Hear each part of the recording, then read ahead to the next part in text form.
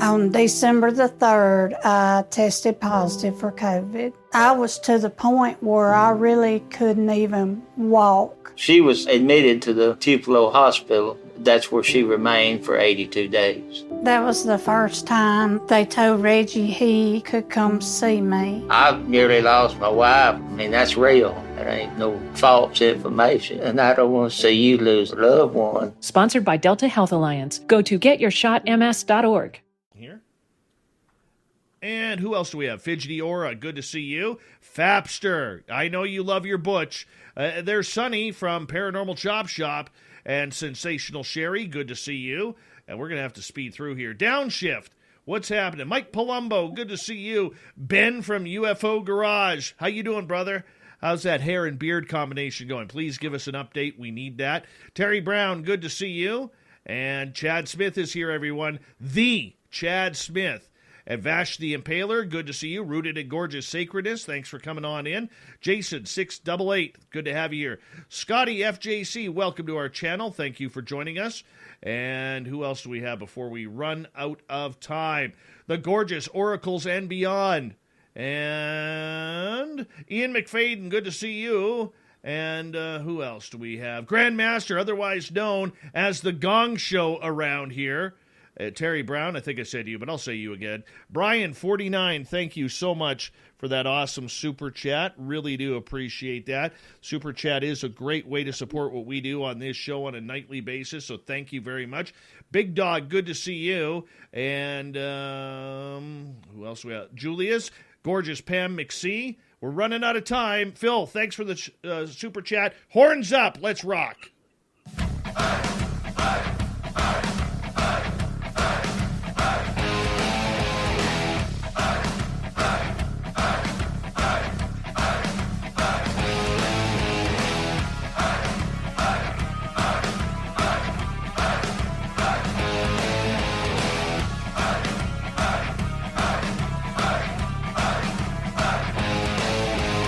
From the mountains of central British Columbia to you listening around the world, this, my friends, is Spaced Out Radio. I am your host, Dave Scott, sitting in the captain's chair of SOR headquarters.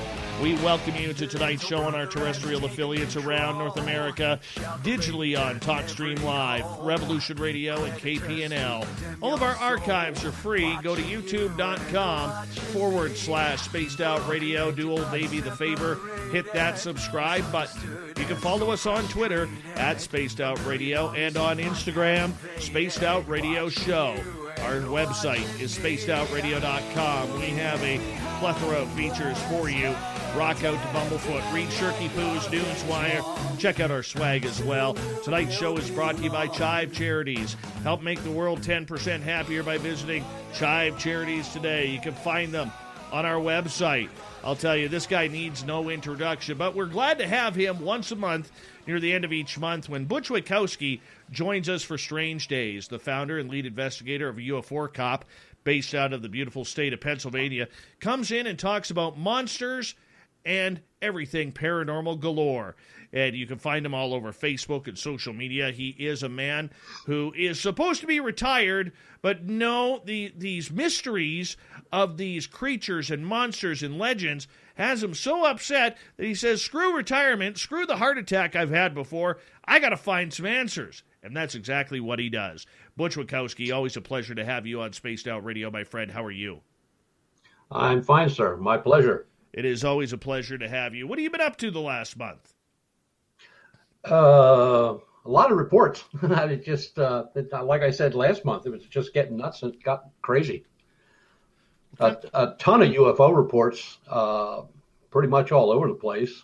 I forget what they're registering now just for Pennsylvania, but for the United States, it's over 3,000 reports just in a couple months. And another thing one of my guys was researching a little bit. It's amazing, just in the last 6 months, how many researchers have come out of the woodwork. Don't know them, never heard of them, but they seem to have all the answers and upset him quite a bit. And I don't really want to upset that guy. He's 6'5", 250. He's the biggest cop I ever saw in my life. And he's as mean as a snake, but he's a nice guy. I ended up having a conversation, Butch, a few nights ago with one of our local members of the Royal Canadian Mounted Police. And he was asking me what I do and everything like that. I was telling him about the radio show, and he was immediately, oh, man, I need to tune in. He said to me, he goes, 18 years on the job. He goes, I can't even begin to tell you what I have seen while doing this job, whether it's UFOs, whether it's, he worked in an area where there was a lot of Bigfoot sightings. Paranormal people getting freaked out in their own houses. His wife has actually told him that when his career is done, he needs to write a book on all of this. And you could tell by the way someone talks to you whether or not they're just playing the game or whether they're actually quite sincere. And I tell you, I got to take this guy out for coffee, man, because I really, really need to learn about this. Really do. There's over the years, reports from police officers, state, local, federal park rangers, federal park rangers, state park rangers, small town departments. We've gotten so many reports off of that. As a matter of fact, I have one whole file folder that's just nothing but those reports. Very credible. A lot of the times it's a two-man crew in the car, and they're both seeing the same thing. And it's like you said, UFOs, Bigfoot reports, strange things running around the woods, crossing highways, multiple flights over different institutions, nuclear plants. It's just crazy.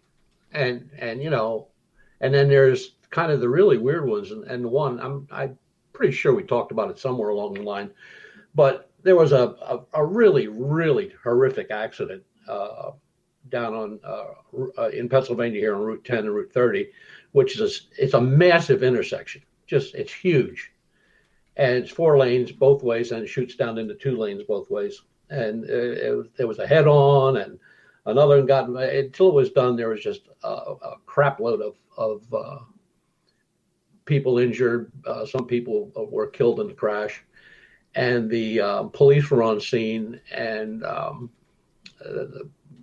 was still living in the old place in Lancaster, and got a call from this guy, and I thought, well, I have a ticket or something I didn't pay or what? And he says he'd like to come to the house and talk to me. And I thought, okay.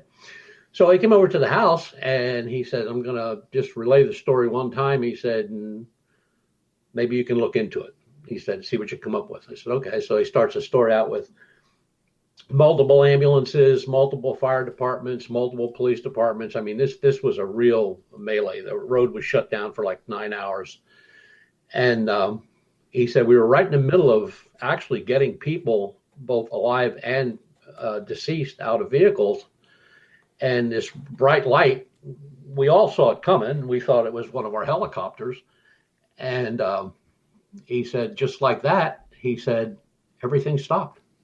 It was overhead. He said, I could see everything. I could move my eyes. He said, I couldn't move anything else. Nobody else was moving. I mean, everything was like frozen in time. And couldn't talk, didn't hear anything, but it was just a blank scenario. It was just like a blank painting. Nothing was moving. It was just, everything was there, just the way he saw it and just the way he left it when that light come overhead. And then he said the light kind of went up just a little bit, maybe he said a couple 100 feet. And then it actually backed up and then took off in a southerly direction. And everything came back on. I mean, what they were doing, what they were talking about, guys in mid-sentence, the whole 9 yards, the whole thing came back to life. And I said, and how many police officers were on the scene? He said, 12. I said, EMS personnel? He said, about 15. I said, apparatus, fire apparatus? He said, 6. I said, and everybody has the same story. He said, oh, yeah. He said, I got to talk to everybody I could that night and a couple of days afterwards. And I said, well, what do you think it was? He says, I have no idea. It's just like this light came up and put everything on a stop motion. Done. Everything just stopped. And I said, well, how did you feel? He said, truthfully, he said, I've been a trooper a long time. He said, I was scared to death. He said, I didn't know what was going on. He said, it could have been the end of the world for all I knew. And he said, it's just the way it is. And it wasn't too awful long after that, I got a report from a retired trooper who's now living from Pennsylvania, but now living down in North Carolina. And the night of Todd Cease's disappearance, he and another officer were going to a domestic on the other side of Northumberland Ridge. Picture the ridge. Their call was on one side of the ridge. The Todd Cease case took place on the other side of the ridge. He was not found at that point. And he said, we had to drive up this private road and off the highway. And he said, as we're driving up the road, he said, we can see the valley before the ridge. And he said, we're looking down the valley, and he says, there's this craft. He described it as a craft. He said, had a couple windows on the side. He said it was nothing. It was no plane. It was no helicopter. It wasn't anything that, from us or anybody else. He said it was very quiet. They stopped, rolled the windows down. They actually got out of the car.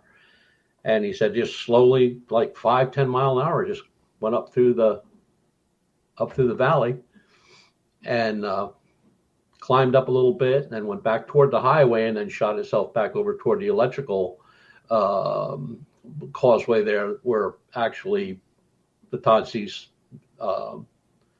vehicle was found, his motorcycle, or whatever you want to call it. And that, he said, call me. So I called him. And told him what was going on the other side of the ridge at the same time. And he said, I never heard any of that. He said, I didn't even know that was going on. And I said, yeah, it was kind of a big deal. We had there was over 250 searchers out there. I mean, everybody, including your guys. He says, strange that we didn't hear anything. I said, well, when you went back to the barracks, did you report this? He says, yeah, we did. He said, well, let's put it this way. He said, I did. When my partner was asked, he just refused to answer. And he said, Lieutenant told him, he said, just forget it. Just forget it.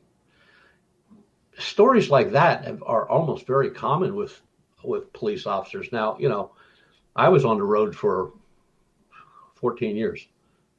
I never saw anything. I mean, nothing like that. But then again, I wasn't looking either. But we were down to French Creek State Park testing some new equipment. And the troopers would come through and check on us because we were going to be there all night. And so we're standing there and we're looking straight ahead out.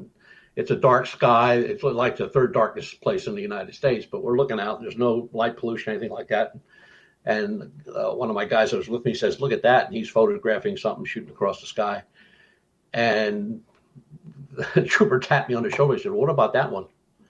So I turned around and looked, and there was a bright ball, kind of orangish, reddish, whitish, it was changing like colors. And it was slowly moving across the sky, stopped, dropped, make like a U, and came back up and then took off again and kept on going. And I said to him, I said, you see that stuff often? He said, all the time. Really? He said, sometimes we'll see bright lights that'll just drop down into the park. And until we get there, there's nothing there. He said, we have reports of strange things running around in the park, we're still researching down there. We got cameras set up. They've been up now for about 4 months. But I mean, you get lots of reports from different type of people, and it's like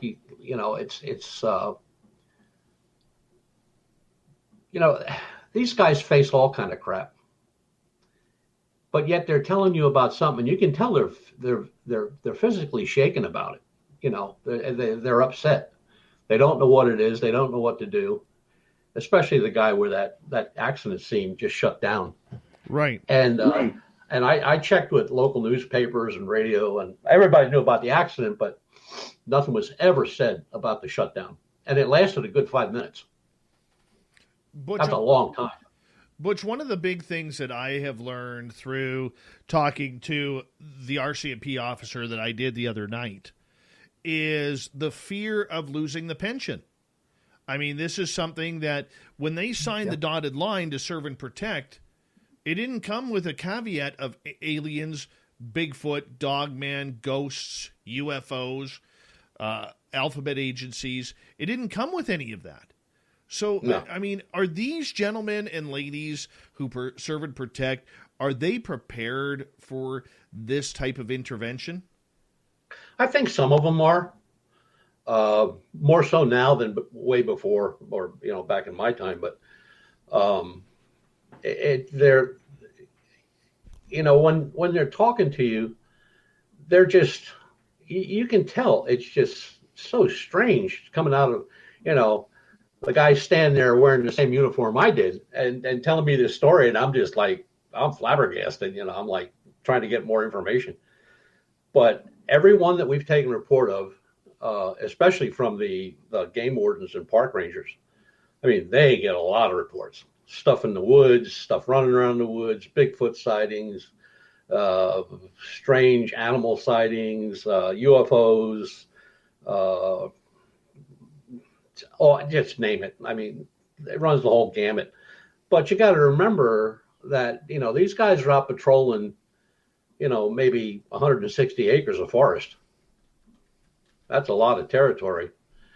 And there's usually 2 cars out. And it's kind of amazing that the amount of stuff, the reports they get. And granted, the reports aren't like the time that the sighting was like last night, and they may not get that report for 2 or 3, 4 days, maybe even longer.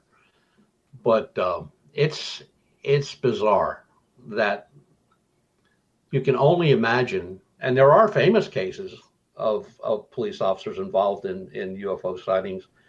I believe it's Missouri, it's either Missouri, Wisconsin, or Michigan, where the sheriff's car was hit by a ball of light.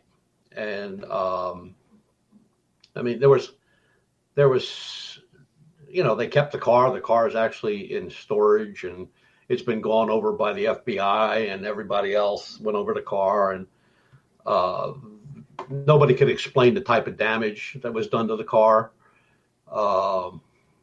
The sheriff's deputy that was in the car, when it got hit, he swerved off and ran off the road into a small ditch and knocked himself out. But it is something that's been going on a long time. And I just think that, especially when these guys retire, that's when they talk. Then they're really talking. The one, well, he belongs to the group now, but he was a federal park ranger for 27 years, I think, 26 years. And I said, just joking with him one night at a meeting, I said, so how many, Bigfoot reports you get this week? He says, none this week, but he said, over 27 years, about 13 or 14. I went, Jesus. And he said, I thought you'd ask. And he whipped out his file, and I got to read all 14 reports. And I mean, it's not like he got the report and he never went to the scene. He got the report and he went out and looked to see what was what, and look for prints and all that kind of stuff. And he is there's a lot of them out there, and pilots are that's another group where you can get a ton of information from. Some of them, well, they changed that. You can't fire a pilot now if he reports a UFO sighting or an unidentified craft sighting or a near collision or whatever, as long as they're not in uniform. If they're in uniform, they can be fired. Done instantly. If they're not in uniform, they can say whatever they want, and that's a federal law. They can't do that. But all this stuff now is the FAA sends all their stuff out to Bigelow. So if there's a report comes in, say on a near air collision with an unknown craft, that report goes to the FAA, and the FAA turns it around, sends it right out to Bob Bigelow, and God knows what happens from there. So. No, I can definitely see that. But the attitude of the police officer, let's talk about this for a second, because Sure. For many police officers, and you being a former cop, do you want to report anything like this? Because from what this officer told me is, and this kind of surprised me, he goes, for any file like that, at least up here in Canada with the Royal Canadian Mounted Police, there is a booklet about 2 inches thick that they need to fill out for anomalous reports. Have you ever heard of something like that? Yeah, but it's over in England. The Bobbies over in England have not a manual, but they have a report form. I think it's 100 pages. And you list everything. How many bricks did you drive over on the road before you got to the scene? That kind of stuff, which makes no sense to me at all. But I find that most officers that I've talked to over the years that talk about making or want to make a report or ask a question about, when they start asking you questions about something, they saw something. So you just gotta weasel around until you get the information out of them. But some chiefs, some higher ups, At Capella University, you're in control of your education. With the game-changing FlexPath format, you can set your own deadlines and move at your own pace. The faster you move, the more you save. Visit capella.edu to learn more. When it comes to learning, your kids' favorites from Paw Patrol and Blue's Clues are Noggin, a learning app designed to help kids build math and literacy skills. Claim a limited time holiday offer of 99 cents a month plus taxes for 3 months at noggin.com/iHeart. $7.99 a month plus taxes until you cancel after free trial ends. Visit noggin.com for terms and conditions. They have a tendency to listen to the story. They don't really say anything, yay, nay, or anything else, and then they just let it go. And then there's other chiefs or sergeants or corporal, which will get your can fired in a heartbeat. Because what they use is that, you're delusional. That's what they use. You're delusional. You can't be on duty. You can't be carrying a gun. You're delusional. You're, they almost make a lunatic out of you. And, but, when the guys come to the house or they call me on the phone, that stays here. End of story. I don't care who's knocking on the door and wants the information. Whatever's going here is what goes here, and we're done with that. But it's just amazing. Like I said last month, the amount of calls, the amount of reports, and of everything, crypto reports and UFO sightings of all types of craft. Just nuts. And I don't know what's going on, but at least I'm busy. And I can understand that as we get about 90 seconds to go here. It almost makes me feel sorry for police officers in regards to this, because they are getting hit up from everything. They're getting hit up by their own staff sergeants, or in your case, sheriffs down there. They're getting hit up by alphabet agencies once that report is filed. They're getting hit up by a lot of people, and all they're doing is taking a report. Yeah. Now, there's ways you can write a report and kind of clean it, that it's not too obvious what you're talking about. like an unknown shadow in the sky could have been a plane. And then you try to explain your way out of it. Mm-hmm. What you really want to say is the unknown shadow is shaped like a cigar, and it, unbreakable speed and all that stuff. But there's ways to get around it. No, I fully agree with you. And, I think that's a good segue into going into our next segment with Butch Witkowski, and we will take questions at the beginning of hour 2, so we're still about half an hour away from that. And in our next segment, a lot of you guys are always asking me out there, how do I investigate? How do I go looking for these creatures? We're going to find out from the man, the myth, and the monster legend, Butch Witkowski from UFO Cop himself. He is posting one heck of a good mustache here. Very tight lip blade. We're very happy with that. It gets all props from us here on the mighty SOR. Spaced Out Radio with Butch Witkowski returns right after this, so stay tuned.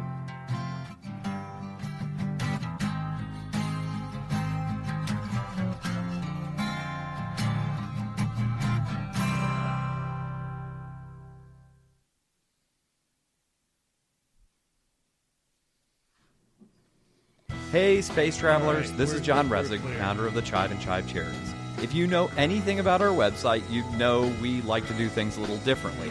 We're not some faceless organization collecting money for a nebulous cause. Our donor dollars go directly towards life-improving items. There we go. Lee Poping, what's happening? Ben from UFO Garage says, I would like to order one of your lip blades, please, to go. Hey, Ben, we're going to have to get a T-shirt called the Lip Blade.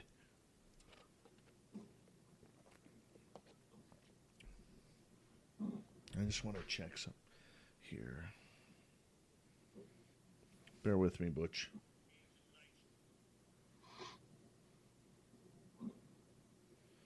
Come on. And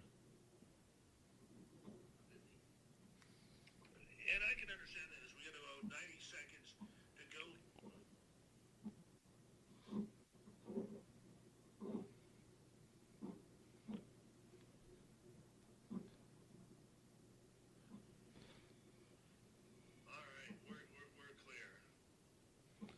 That's not what I wanted. Investigate.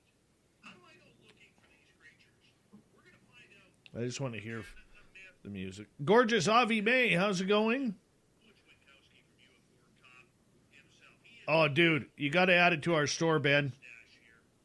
I got a bunch. Hey, Ben, I got a bunch of stuff on there right now that I can't add. It gets all props from us here on the mighty SOR. Spaced Out Radio. Big Dog, how you doing?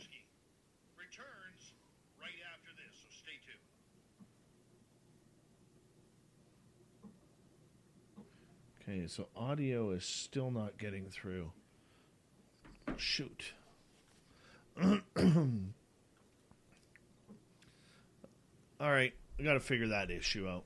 We were working like an hour and a half before the show trying to figure out why my one program is not pushing our music audio over to YouTube. And it's just not making darn sense here, Butch Witkowski. Not making darn sense whatsoever. The gorgeous Magic Maiden, how are you?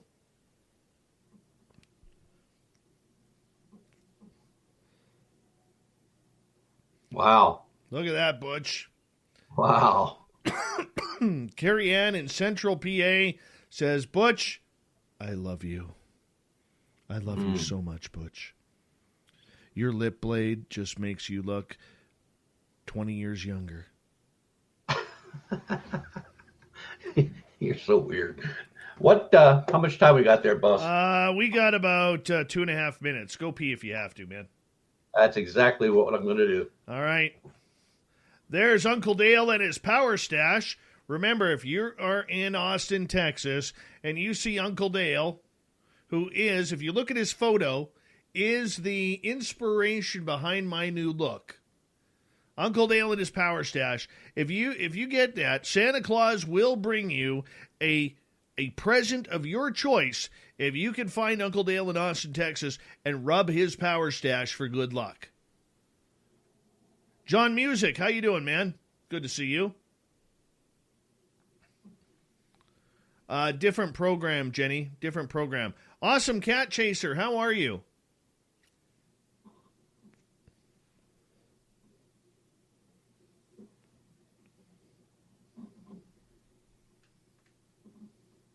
Radio.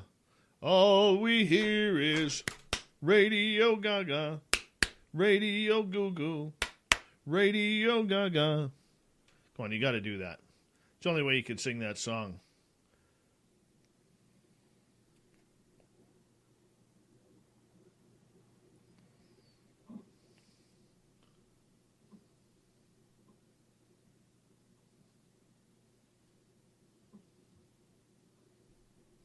Mm-hmm.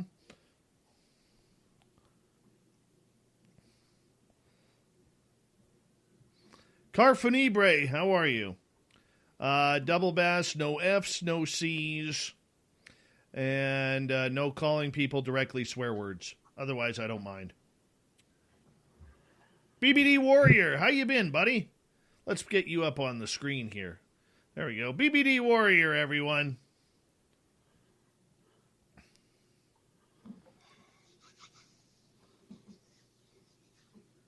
All right, big thank you to Double Tim, Brian, and Phil for the super chats tonight. Really do appreciate it.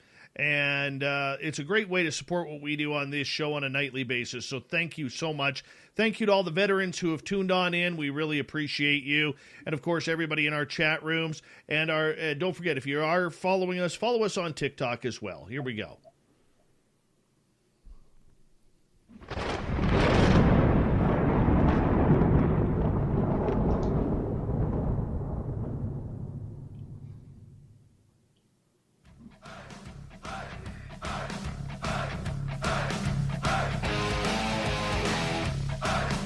Second half hour of Spaced Out Radio is now underway. My name is Dave Scott. Thank you so much for taking the time to join us. We really do appreciate it. Want to remind you that if you've missed portions of this show or others, check out our free archives. Go to youtube.com/Spaced Out Radio. Do me the favor, hit that subscribe button.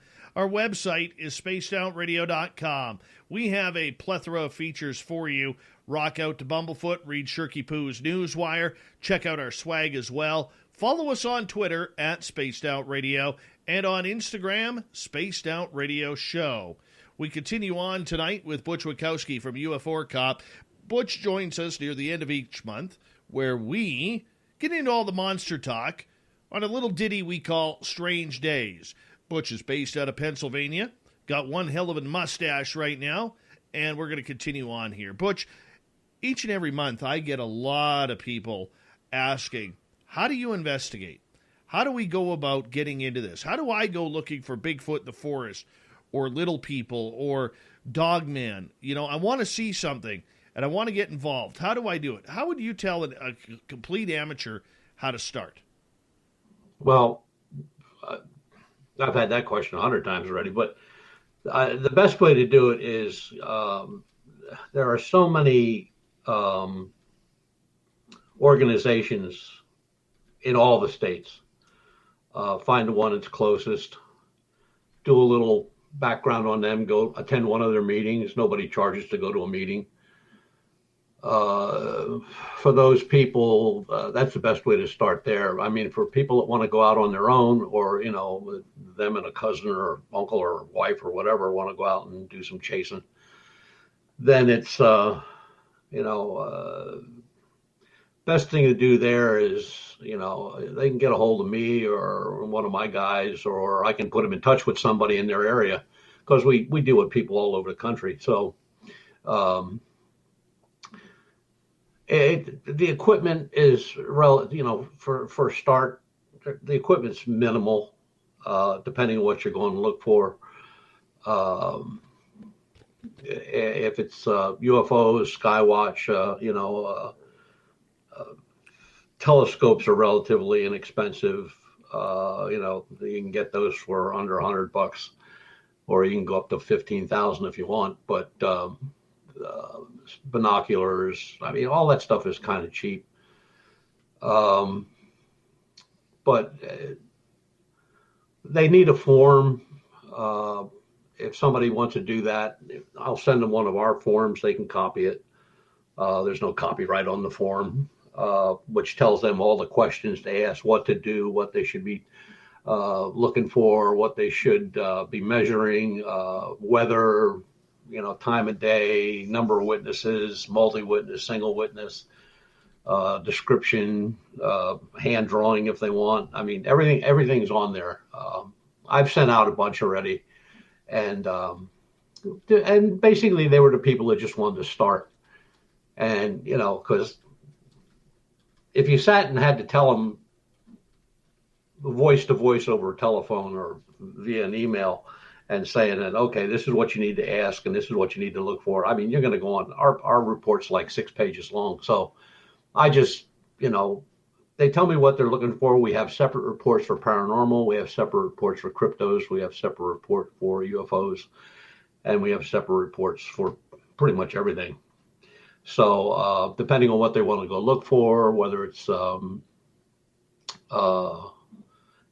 in the sky, or which is probably the easiest to do, because if they're in an area where they don't have a lot of light pollution, or if they're close to a place that doesn't have light pollution, is where they should be doing their setups. Once they get the hang of it, word gets around and people will start getting contact to them. If they would like, I always ask them, I said, look, if we get anything in your area, do you want me to just ship it to you, or do you want us to handle it? And a lot of times they'll say, you handle it. I said, well, you're never going to learn if you don't handle it. So, but most of them on the round side say, yeah, okay, I'll take care of it. And we have sent out some reports to places where we don't have anybody. Southern Oklahoma is one of them. A young fellow and his wife started out there about 2 years ago. And we've sent him about half a dozen reports already, plus he's getting his own now. And, I always tell him, set up a page on Facebook, or, somehow people can contact you. I said, there's lots of ways to do that. And set up a website, or, a lot of ways to do it. Then they always want to know about starting a group. And I always shake my head. I go unless you know everybody in that group and you've worked with them, and you know the type of person they are and the type of investigator they are, you don't want to do that, because, somewhere along the line, there's a group that's going to start up down the road and the war starts. You got one more report than I did, or my T-shirts are better than yours, or we have better hats, or whatever. And then they're both gone. But they've been at it now for about two years, maybe 3 years. And they're doing really well at it. Photography wise, I always tell them, I said, look, don't go and invest in a lot of, get your cameras, but don't get involved in buying the programs to, discern the photographs or the video. If you have something you want discerned, just send it to me. You got my email, send it to me, and I'll take care of it and send it back to you. And I don't share it with anybody but you. So, and that's another thing. You got to be really honest about how you deal with other investigators, because, like I said, there's always a war going on between one group and another. That's just the way it's always been that way. And or the group splits up, and then this half of the group starts their own group, and we stay away from that totally. We don't get involved in that. I don't discuss other groups because I don't know what they're doing, nor do I care. They do what they want to do.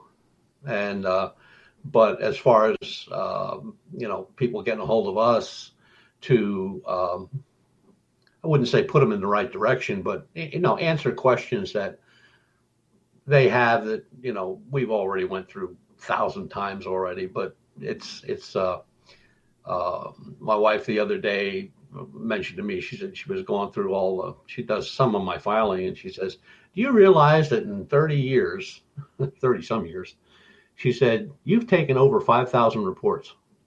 And I went no. She said, yeah, because we number them and date them. And she said, 5,000, I think it's 5,070 to be exact. So for a newcomer out there, if you think you got something strange, I probably have that report. Maybe not in your area, but I have that report. Whether it's crypto or it's UFO or Bigfoot sighting or whatever other sighting, Dogman, rakes, paranormal garbage that makes me crazy. But it's not really hard to get started in it.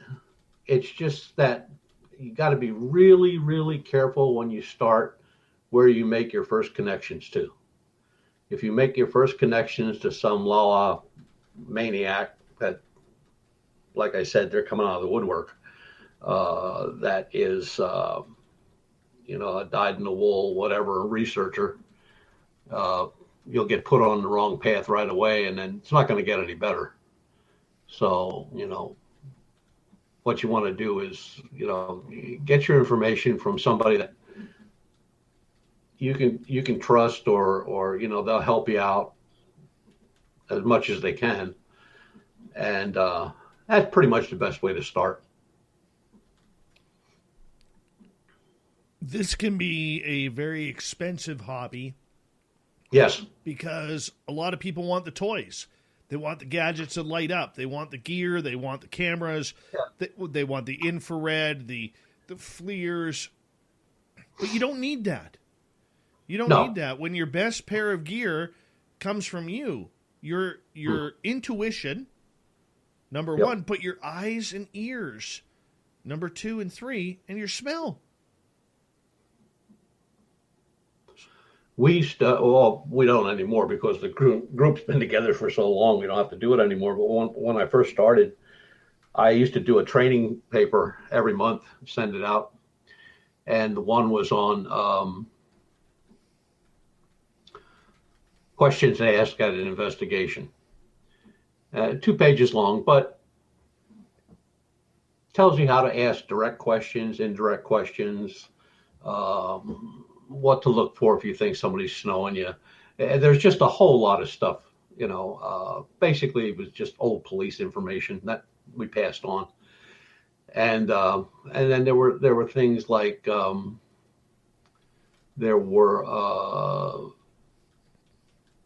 one was on radioactivity, and they were just how-to, basically like a how-to manual, only not a manual. It's just a monthly thing we did. But it was how to use a flare and how to do this and how to do that, and how to make a plaster cast, and in the winter and the summer and in the snow and in the rain, and just a lot of, and always, we did one on equipment, where to get equipment at good prices. There's a ton of used equipment out there, and that comes from people like you were just saying about, they want all the gadgets and the toys and the whistles and the lights splashing and all that stuff. But they don't either know how to use it, or they don't do it anymore. And the stuff is sitting on the shelf in the garage, or they have it on eBay, and I always tell people, I said, if you're gonna invest in something like, say, a laptop, you want to get a military grade type of laptop, one that can take a beating, and because it's going to be bounced around the car, you're probably going to drop it, it's going to get rained on and stuff like that. But it's like you just said. I mean, it can be very expensive. Now, we have trucks and we have all this equipment and stuff like that, and there's nothing we can't go after, but it's that's 30 years worth. It's not like this was started last year. That's 30 years worth. And this stuff don't break. It don't wear out. I mean, there's a weather station in there. Weather is very important in all reports. So, and a lot of times the weather will tell you exactly what you're dealing with when they. At Capella University, you're in control of your education. With the game-changing FlexPath format, you can set your own deadlines and move at your own pace. The faster you move, the more you save. Visit capella.edu to learn more. When it comes to learning, your kids' favorites from Paw Patrol and Blue's Clues are Noggin, a learning app designed to help kids build math and literacy skills. Claim a limited time holiday offer of 99 cents a month plus taxes for 3 months at noggin.com/iHeart. $7.99 a month plus taxes until you cancel after free trial ends. Visit noggin.com for terms and conditions. When the guy said, I saw this and I watched it for 10 minutes and it did this and it did that. And then you look at the weather and you find out that the ceiling was only about, 1,000 feet, fog, cloudy, rainy. They couldn't have seen anything up that high. So you know what you're dealing with. And you never call anybody a liar. You just gradually just fade away into the sunset. And they kind of get the hint. Never mind spending a boatload of money in order to get started. If you were to pick 2 pieces of gear for any rookie out there who wants to just go out in the forest and maybe see if they could capture something, what would you pick?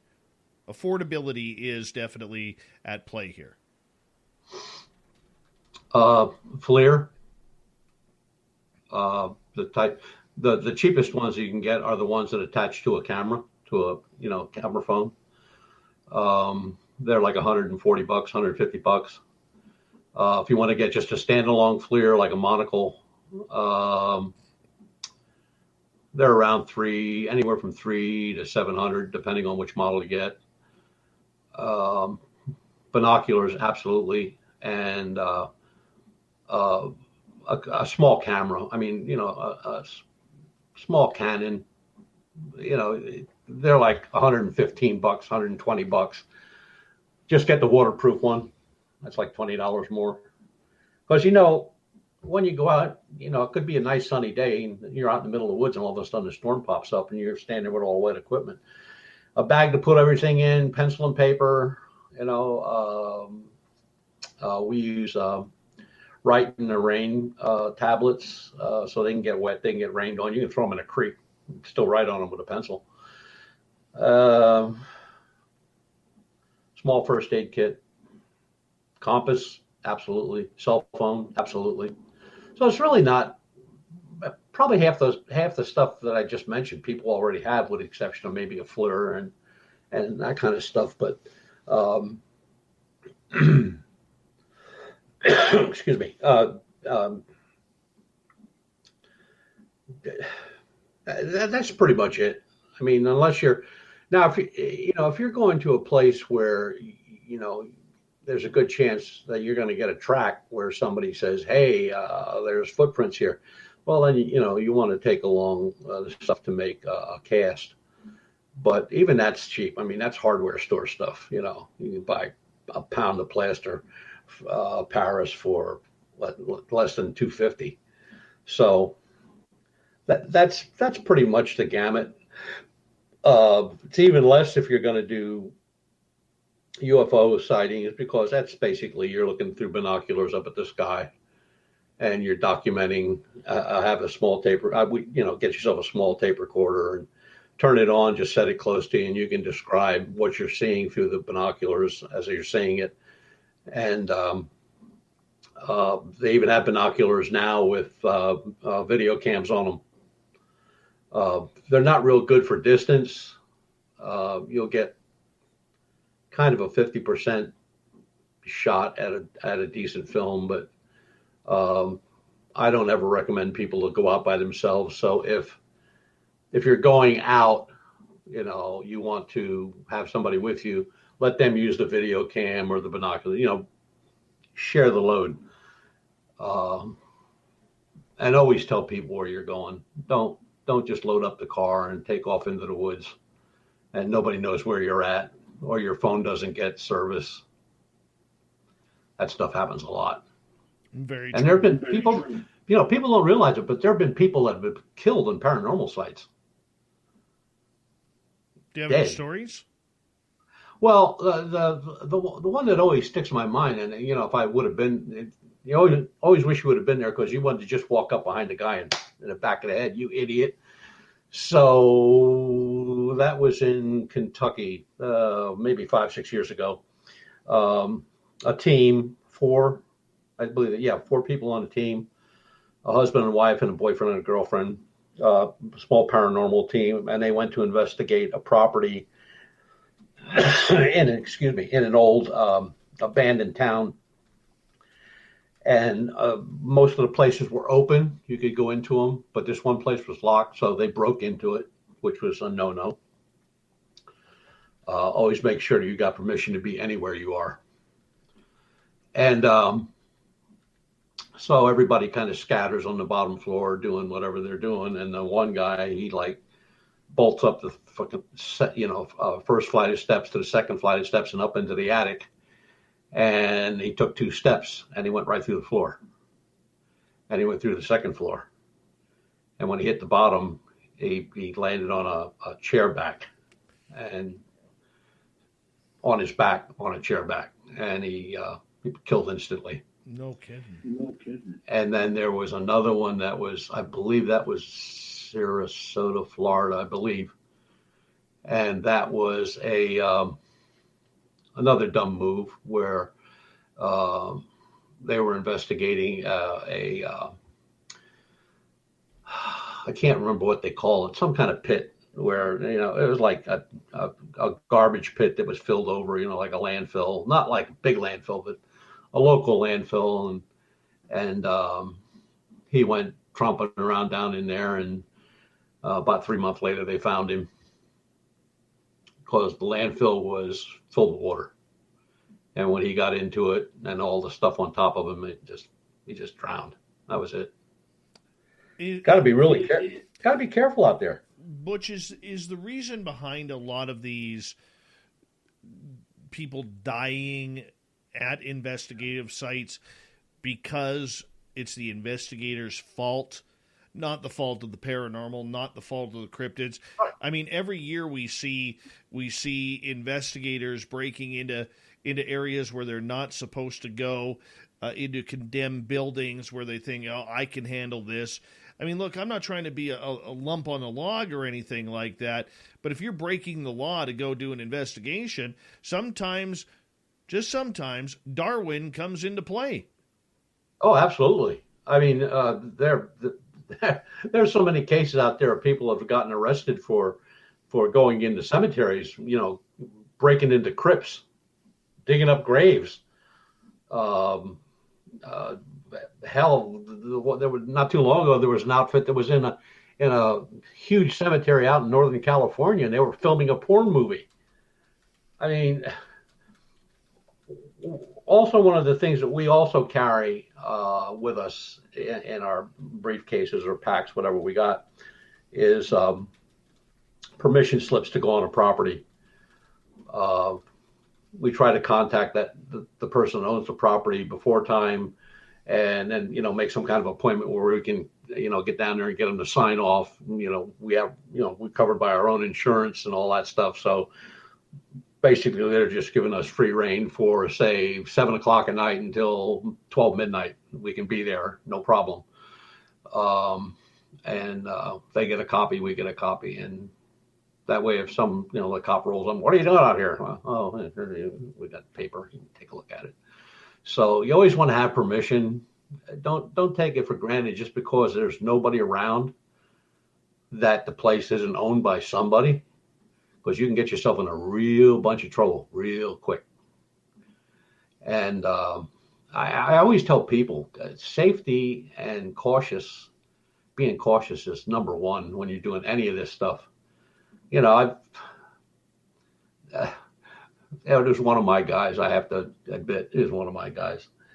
We were out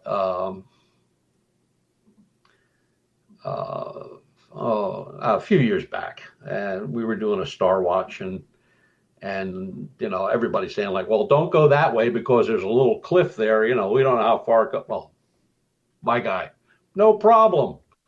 Down the hole. Get a rope, pull him back up. What a dummy. He wasn't hurt, thank God. But, when somebody tells you don't do that, take it for granted. They know what they're talking about. Don't do that. Don't go up those stairs. And I'll tell you another thing to be cautious of, booby traps. I can't remember how long ago that was, where a paranormal or a group of paranormal teams kept going to this property and they kept getting warned off. And guy walked in and he was just about ready to hit the second step on a flight of stairs going up to the second floor. And the other guy stopped him and pulled him back, and he says, "Look," and there was a rope attached and the board was loose. And if he would have stepped on the board, what dropped was a sharpened rake. Would have hit him right in the chest or the face, depending on how many steps he took. So, there's people out there at the vindictive. They don't want anybody nosing around their property. But if you get permission, like right now we're setting up a lot of stuff for caving, for doing some caving, but we have permission to go on every one of them in writing. I mean, the only one that there was question about, the guy said, well, he would just like to come and meet us before we go into the cave. Butch, I'm going to get you to hold on right there. Hold on to what? I don't know. Maybe that mustache that you got growing there on the top of your lip. It's a good one. And we appreciate Butch Witkowski coming in for Strange Days as he joins us near the end of each month to tell us about all things weird and strange. And I know, Butch, there's going to be a lot of questions coming up for you because we've hit some hot-button topics with our audience tonight. And we're going to get into your questions if you're in one of our chat rooms or on Twitter at #SpacedOutRadio. Butch Witkowski, Strange Days. Butch from UFO Cup, founder, lead investigator.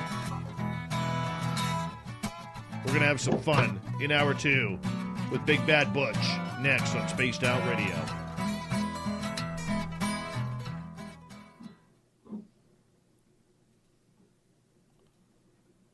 Hey, space travelers, this is John Resig, founder of the Chide and Chive Charities. If you know anything about our website... Jurassic Joey, how are you? Good night, Major Lee. We're almost at 200 tonight, Butch. Wow. 195 right now. 194 on YouTube.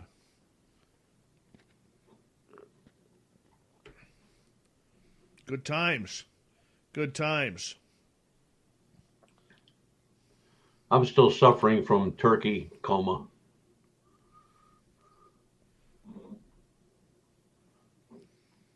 I'd like some of that turkey. James Smith, how are you?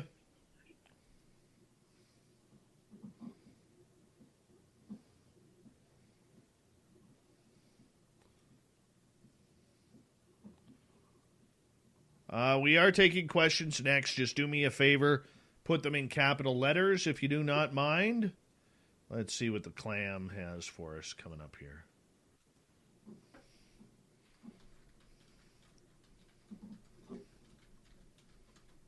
All right. Thanks, Clam, for that amazing, super duper password for tonight.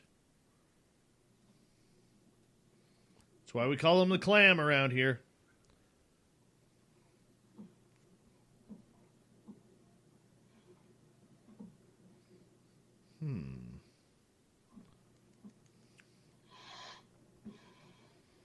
I hate it when you can't get two programs to talk to each other.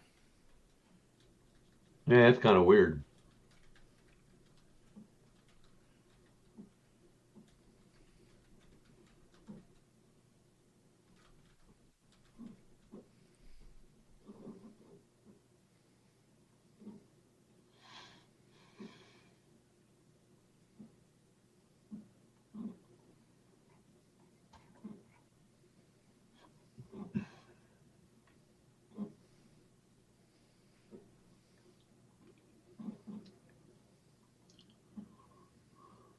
I'm going to try something here, people, and I want you to tell me if this is going to work, okay? Just do me a favor. Tell me if this works. If I do this, can you hear this? Hello, this is your guitar man, Ron Bumblefoot Can you hear that, Thorne. Butch? And I have to tell you, I love the response I get for Little Brother is Watching from Spaced Out Radio fans. It's amazing how music can inspire and make people think deeper about what's going on in this supernatural world. You can head over to my website, bumblefoot.com, to check out my music, my guitar workshops, my touring, even check out some of the hot sauces that I'm working on. Here's something Make sure you faint, keep on listening, really because faint. with Spaced Out Radio, you know Little Brother is watching. All right. Well, that didn't work.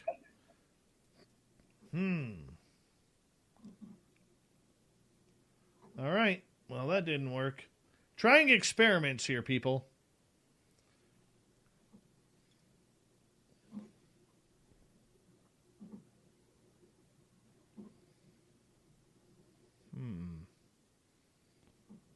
Says that's supposed to work. Says it's supposed to work. Got a hammer? No. You can share music and other sources using a tab in Chrome. Okay. Video. All right. Click Chrome tab.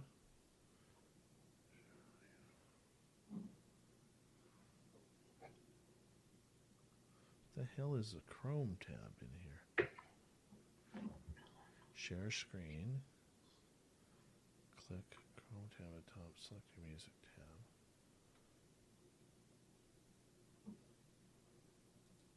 I don't get that. I have to play with this. Maybe tomorrow.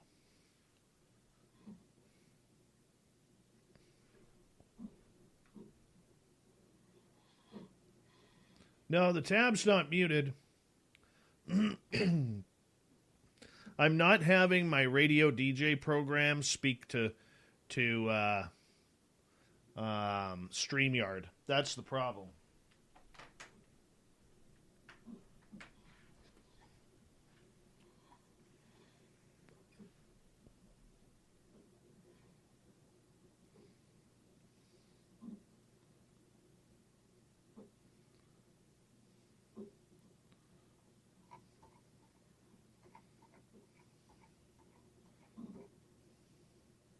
We got 1 minute, Butch.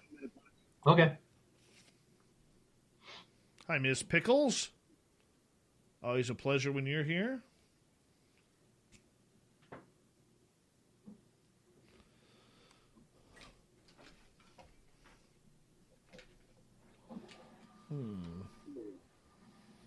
Oh, hold on.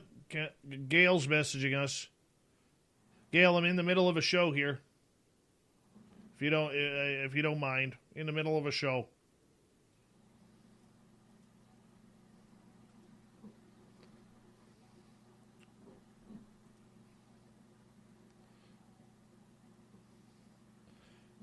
No, John, I never do call-ins.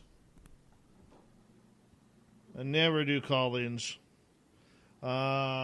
Biggest reason why is because every time I do, nobody calls in.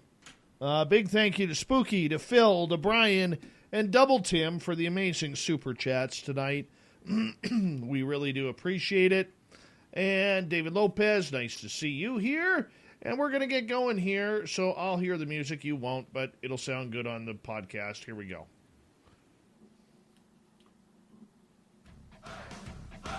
You're listening to Spaced Out Radio with Dave Scott.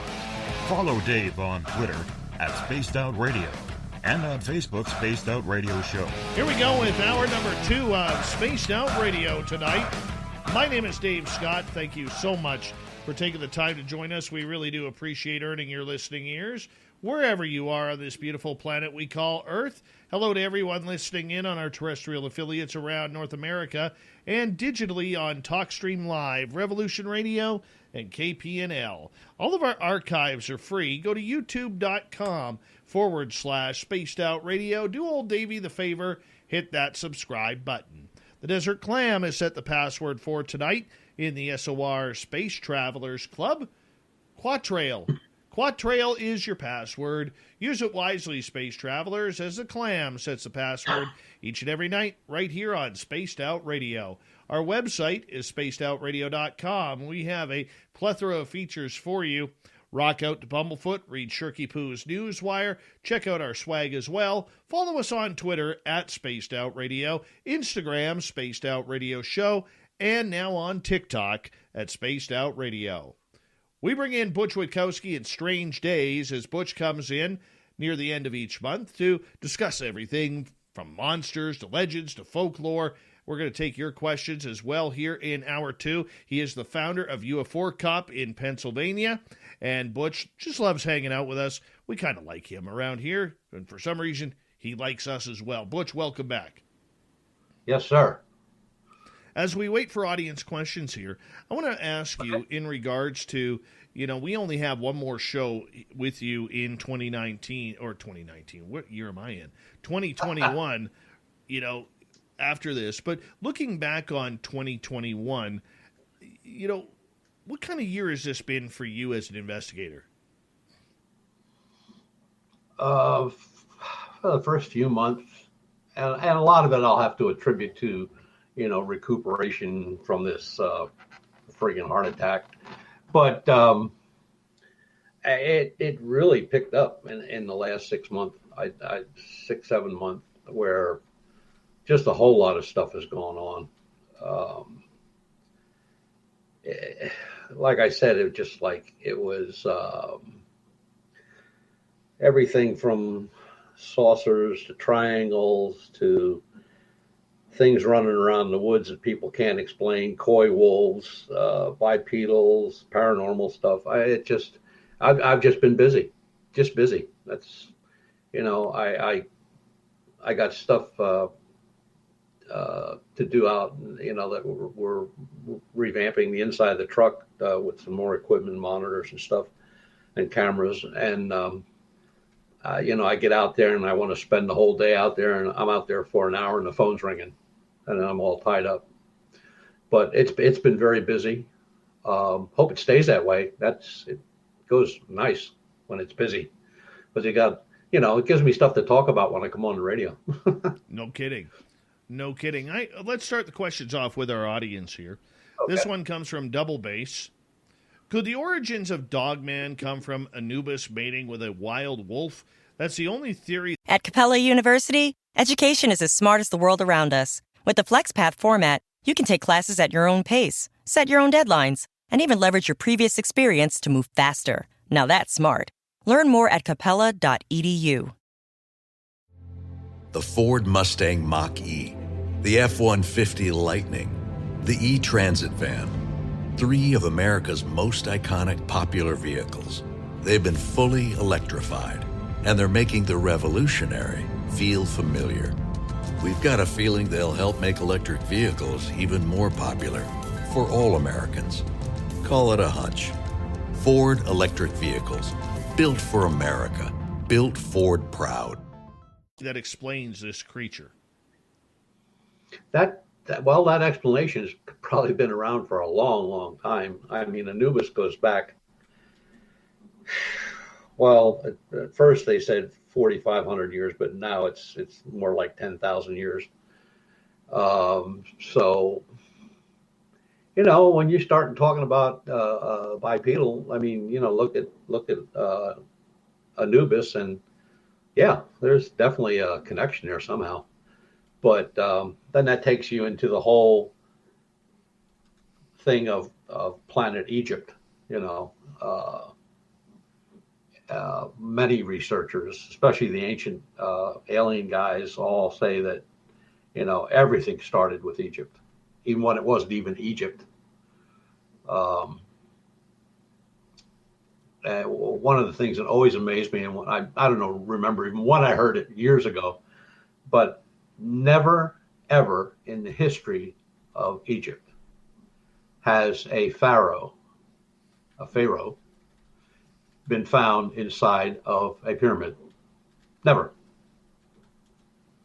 They were all buried in the Valley of the Kings in Luxor. That's where they were all found. And they feel that as the original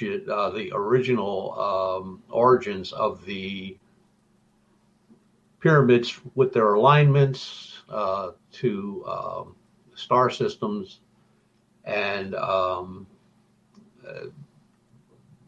last thing I heard on it was they pretty much think they were some kind of power generators.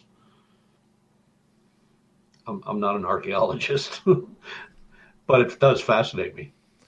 The funny part about it is, before we get to the next question, Butch, is a lot of people, from soldiers to experiencers and even investigators, have claimed to not only see Dogman, but these Anubis-type creatures who are wearing body armor, who are carrying around giant swords that are vicious and violent. I mean, it sounds right out of a sci-fi thriller-type movie, but these are people who are seeing these with their own eyes. How much stock do you put in those stories? Well, I always put stock in a story, especially when there's more than one person telling that story. I believe it was in Iran or Iraq where a vehicle was struck by a sword-wielding Anubis-type creature, and it pretty much hacked into the hood of the vehicle. And the one guy was totally hysterical. He's probably still committed somewhere in a nice little rubber room because he lost it. So, and that's another thing, I often thought about what am I going to do if I come face to face with something like that? My standard answer to that question is I'm just going to throw him a tennis ball and say fetch, and then beat it back to the truck. But you don't know.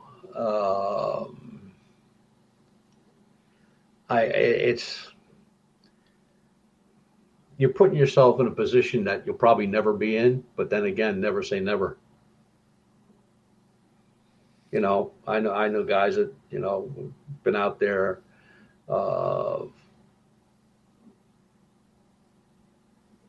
been looking for Bigfoot for years and years and years. And, they say the same thing, what if I do if I see one or if I come in contact with one? They asking me what to do. I haven't got a clue. I've never been in that position. So, things that are in the sky, I always tell people if they get close, run. Just run. Get away. But they never get close. They're always up there. So, that answers that. Oh, I hear you, my friend. I hear you. All right, let's get to another question here from Phil Minervino. Do Bigfoot give off scent? Well, yeah, the people that have reported them, they all come up with the same thing. It's like a wet dog smell, musty, wet dog. I've seen a couple reports where they say it was like walking past a cesspool, but I've never had the honor of getting a whiff. Not that I'm looking for it, but that everybody kind of says the same thing. It's just like smelling a wet, mildewy dog, or something cesspoolish like.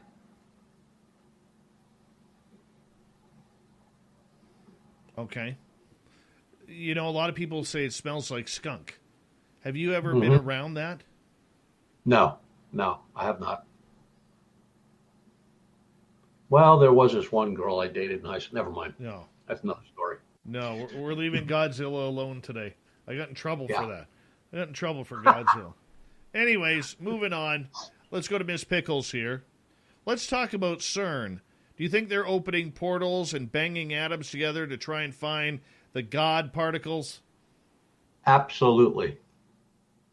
Absolutely. That's their whole purpose. I just want to know what they're going to do if they do find it, or what's going to happen. They've come close. Do you think this is a reason why we're seeing so many people being affected by what they call the Mandela effect? Yes. Mm-hmm. So for people who may not know, explain the Mandela effect. Well, it depends on who you're asking. I mean, my knowledge of the Mandela effect is like you put it in a thimble. I mean, there's books on the Mandela effect. When it just seems like when you're messing with portals and doorways and CERN, the weather control up in Alaska, with the antennas, there's just nobody really has a good answer. They just pop out with something like, well, this could happen, or that may happen, or we could find this out, or maybe we won't find it. I mean, you just get talked around in circles. And but CERN, I have a real problem with that. I mean, you're smashing atoms and doing this, and like Jeff just said, HAARP. That's what I was looking for. I mean, there's no excuse for this stuff. And they say, well, it doesn't really do anything. Well, if it doesn't do anything, why'd you spend billions of dollars to put it there? And why is it still in operation? They said HAARP shut down years ago. No, HAARP didn't shut down years ago. There was just an investigative team that was up there from Sweden about a year ago doing all kinds of tests. It's totally operational.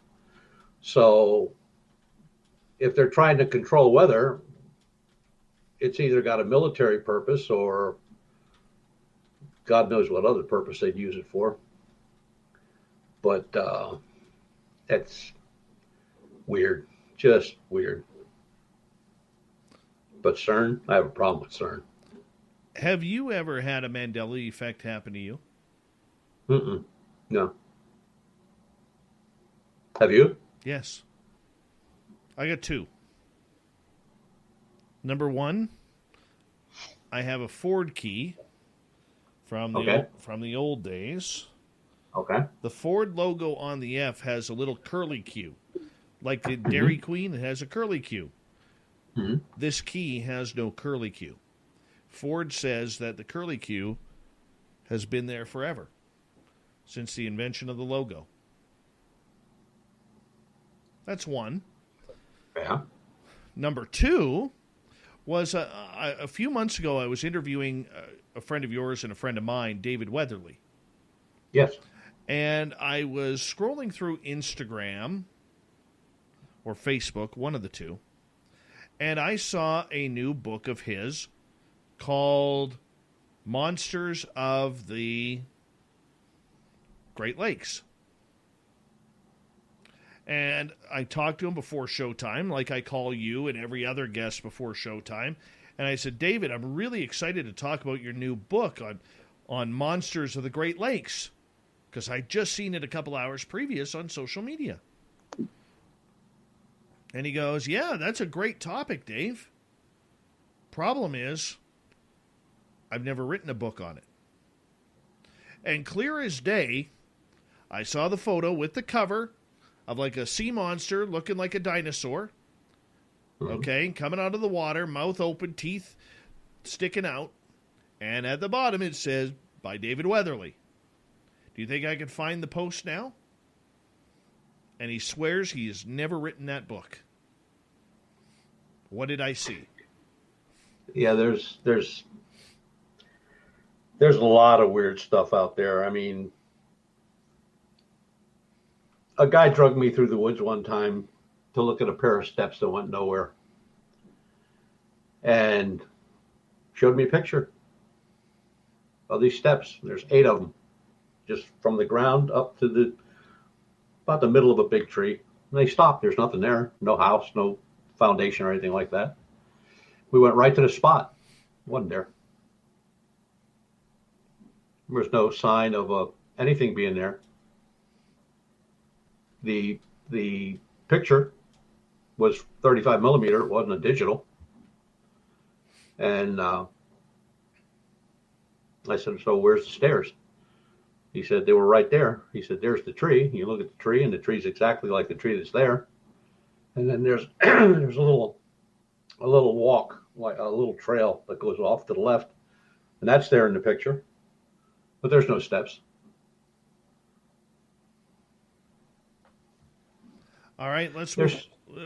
There's so on, much please. there's so much that we don't know, Dave. Seriously, it's weird.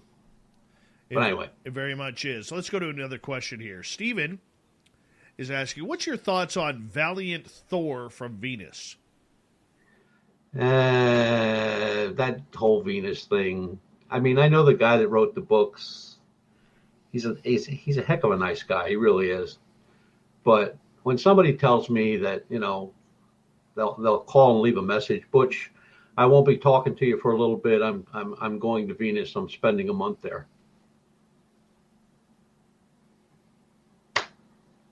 What do you say to a guy like that? Can I come too? Yeah. And then, there's pictures out there of these two women that evidently are from Venus that have been living here for a couple hundred years. And there's just, I don't know. I guess Venus was just ripe for the picking at the time. I don't know. But I have two of his books that he sent me. And to be very honest with you, I never even opened them. And that's the truth. Because it's somebody's fantasy. So. All right. Let's move on to the next one. David is wondering, do you think there's any truth to the Kandahar giants? It depends which story they're telling. There's like 4 or 5 different renditions of the Kandahar giant. But if you look back in way back in history, there were giants that were out that roamed the earth. Not, I mean, a lot of people say, "Well, you're talking about the Nephilim." No, I'm not talking about Nephilim. I'm talking about human beings that just walked around. They were just huge. The fact that the stuff was all sent to the Smithsonian Museum, and they lost everything. How do you lose that stuff? I mean, give me a break. Yeah, there's no way you got somebody that's 10 foot tall, and you got the skeleton, but if you put all the flesh on them, you're talking about a couple 100 pounds, and they lost it. And they didn't just lose one; they lost them all. So.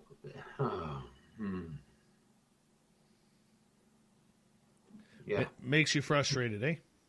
Yes. All right, let's go to TMI. Butch, what do you think about Mothman? Well, there's been so many stories over Mothman. People have seen something. I think some of the folks that I deal with have put it down to a large owl. Now, could that be? Yeah, maybe. You're driving down the road and something's flying alongside the car. You're looking at it, and it could be that big, and in your mind, it's that big. A lot of people say it's a harbinger. When the bridge went down, it was seen on the bridge a few days before that. There was a fire. Where it was seen again at that point, but it hasn't been seen in a long time. 2 of my guys go down to their deal they have down in West Virginia every year, and at Point Pleasant, and there's not been any recent sightings. I mean, a lot of this stuff is a few years old, but look at all the stuff that's going on out in Chicago. Look at all the reports out there of stuff flying around the skies. I mean, they're all over the place. So, could Mothman be something? I guess it could. Could be anything. I mean, the description's the same. That's one thing. But where I have a problem with that is when the very first sighting took place, where the guy and his girlfriend made the first report, it was published in the newspaper. And then the police put an article in the newspaper, and everybody from there on, it was like Me Too-isms, I saw it too. Me too. I saw it, So, and there's never been a clear picture of this thing. Now, there is one video out there where there's two large birds take off from a tree, and they say that that's proof positive that there is such a thing as Mothman. Well, all you see is two birds in a tree that take off into the sky. There's no way from the video you can tell how big they are, even though the guy's saying they're gigantic, they're as big as an airplane. Well, no. I mean, Thunderbirds, that's a different story. You got people should really go looking or go on Google and Google up a condor and look at the wingspan on a condor. And they've been seen on the East Coast because they get trapped in a flow of air from Northern California, and they just follow that air all the way into the East Coast. They've been seen in Philadelphia. We got 1 minute to go here. I want to get a question from Kat the Kit. She's asking, Butch, who do you think that the paranormal door is for everyone? Do you think it opens easily and closes easily for people? I think it's a mindset. I know people have been at it for a long time, never saw a thing, nothing. And then there's people that go out and they get EVPs and they get video and they get everything. I think people that do that kind of work, the paranormal stuff, really got to have an open mind. They really got to, because they see something that looks like the shadow of a man, and it's a coat hanging off a hanger on the door on the other side of the room. But they didn't see the coat. All they see is the shadow, and then all of a sudden you got a shadow man report. But it's just, I just think your mind has to be in the right place. You have to be thinking what you're looking for. Butch Witkowski's Strange Days continues on Spaced Out Radio. When we return, we'll continue with audience questions. There's some good ones out there, and Butch will have the answers for you. UFO Cop is Butch's theme. Strange Days with Butch Witkowski continues right after this.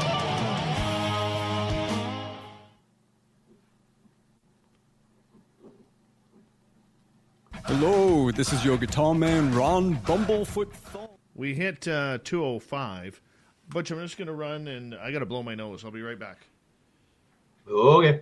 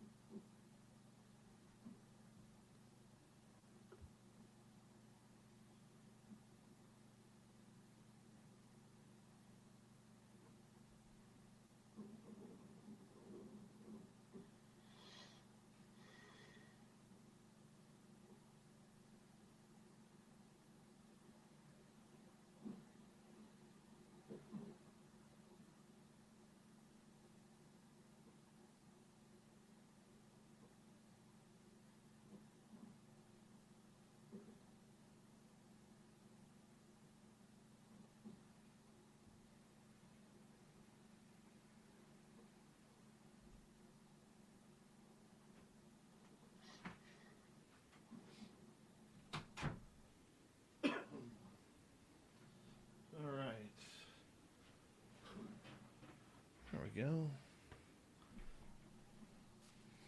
I can somewhat breathe.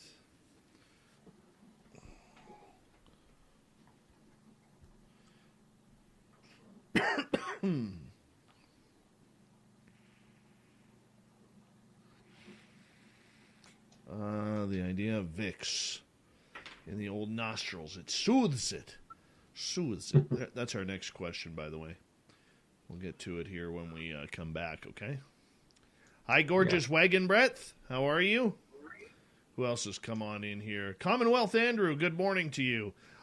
At Capella University, education is as smart as the world around us. With the FlexPath format, you can take classes at your own pace, set your own deadlines, and even leverage your previous experience to move faster. Now that's smart.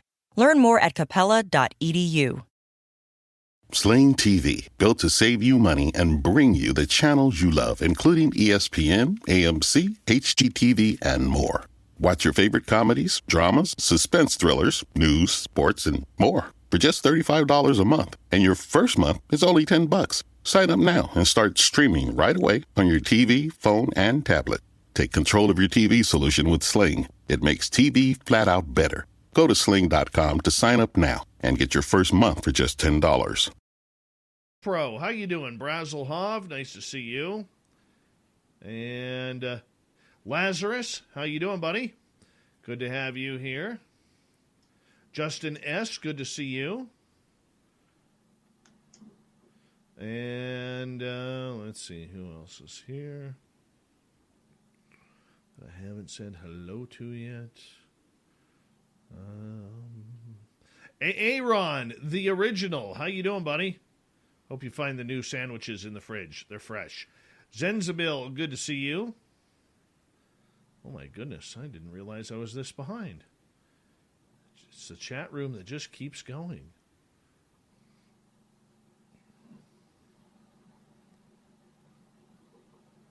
And I think we're almost got Super Duke from World Bigfoot Radio. There he is, everyone. Give us a bow, Super Duke. Cashew, good to see you again.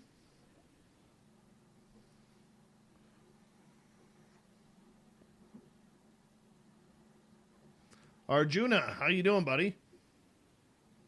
There we go. I think we're caught up there, Butchie Butch. Oh, yeah. Yeah. So that's good. That is good.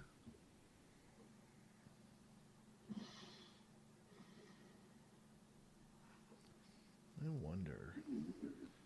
Options.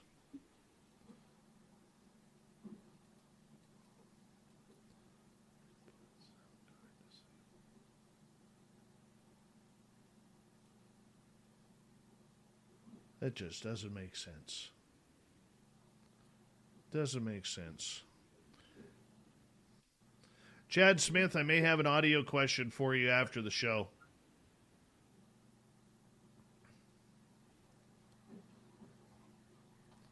Just so you know. Derek Ning, what's happening?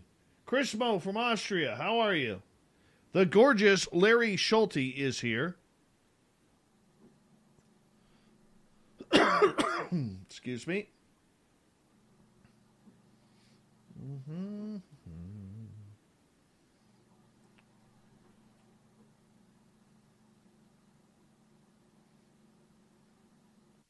Chad, I cannot seem to connect my radio DJ audio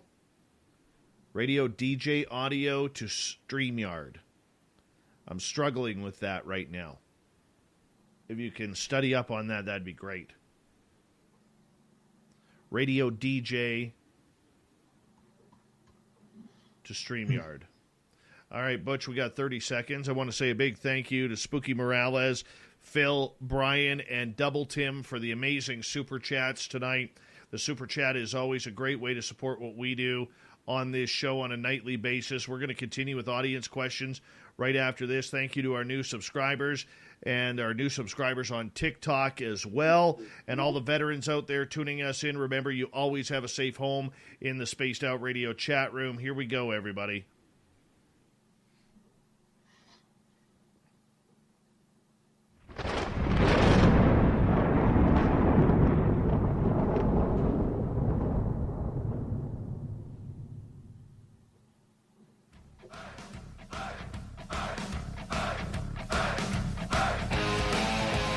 We passed the halfway point of Spaced Out Radio tonight. My name is Dave Scott. Thank you so much for taking the time to join us. We really do appreciate it. I want to remind you that if you've missed portions of this show or others, check out our free archives by going to youtube.com/Spaced Out Radio. Do old Davey the favor, hit that subscribe button. Our website is spacedoutradio.com. We have a plethora of features for you. Rock out to Bumblefoot, reach out to and read Shirky Poo's Newswire. Check out our swag as well. Follow us on Twitter at Spaced Out Radio, Instagram, Spaced Out Radio Show, and now on TikTok at Spaced Out Radio. We continue on tonight with the man, the myth, and the legend, Butch Witkowski in Strange Days. Butch joins us near the end of each month to go over the strange and weirdness of the month that was. His team is called UFO Cop. That's UFORCOP. And Butch, thank you so much for joining us, bud. Always a pleasure. Always good to have you here. Always good to have you here. All right, let's start off with a question from John. What do you think about Robert Bigelow's team seeing a large winged creature in a tree above where some cows were on Skinwalker Ranch? Well, the whole team said that's what they saw.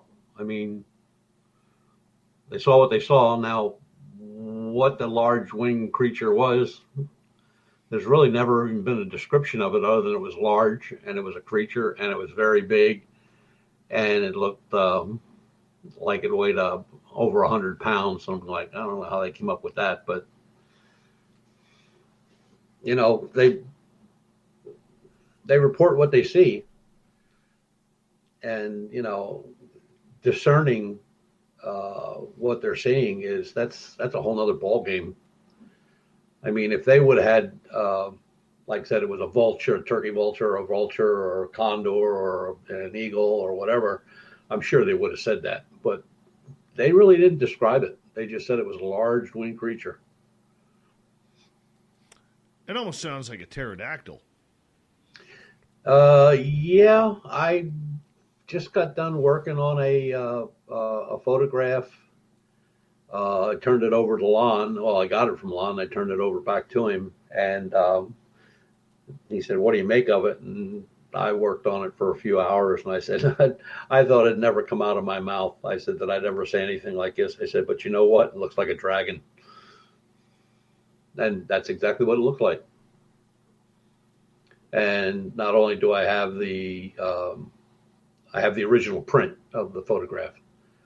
That wasn't a camera phone. It was a camera. All right, go ahead. No, I'm just going like, no, dragons. Oh, brother, what else? All right, let's move on here, and let's go to our Spreaker chat room where Justin is asking, Jeff, sorry, if I can get the name right, third time's a charm. Butch, have you ever sent a FOIA request to the government? And if so, did you get a helpful response? Yeah, probably about 40 or 50 of them over the time.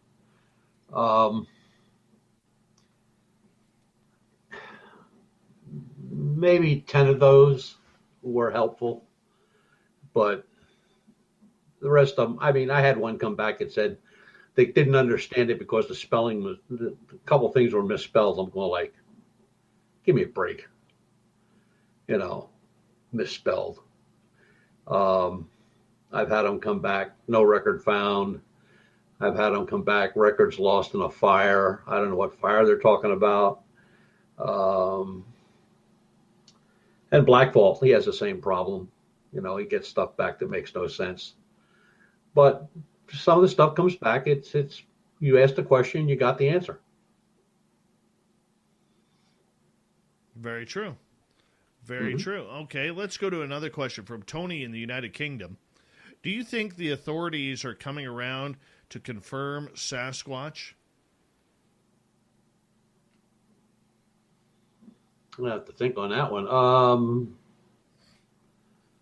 I would say they wouldn't be the authorities, but there's probably a lot of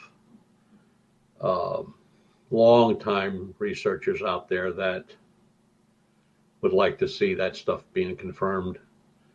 I mean, there's some of the reports, and I'm not talking about stories now. I'm talking about reports that are either multi-witness or, you know, they're just almost too good to be true. But when you get multi-witness reports, and like the two witnesses aren't together, this guy lives on a farm 5 miles away, and this guy, and he sees the same thing this guy sees 5 miles away. And then there's investigators out there that have had their sightings. Alon was one of them, had his sighting down there in when he was living down in Delaware. There's something out there. I know you'd agree with me on that. There's just too many things that happen that have been seen, not to complete the report, but enough to get you to sit down and think and go like, this could be. And then, they're the best one is that I always tell this story is a professional photographer who really knew his stuff, had the top of the line equipment, and went out and did his Bigfoot research pretty much every weekend, and zeroed in on one with a hell of a camera. I mean, you're talking about a $10,000 lens, and you could when he snapped the picture, which was between a bunch of pine trees and a bunch of leafy bushes in front of him, you could see the veins in the leaves. That's how clear that picture was. Where the Bigfoot was standing was just a blur. Just a blur. You could see it had form, but not precise form, but a form, and it was blurred. But you could see on every leaf, you could see the branches, you could see, the notches on the branches, you could see everything except what was in the center of that picture.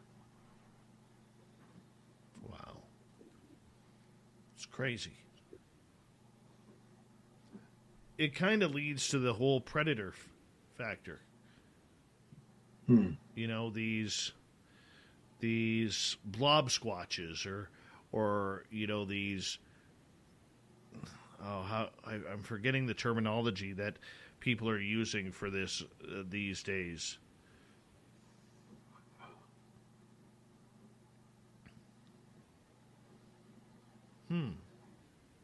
Interesting, Butch. Very interesting. Let's get to another question. 5900 is asking, with so many reports that these creatures have mind speak, how can this ever be discounted?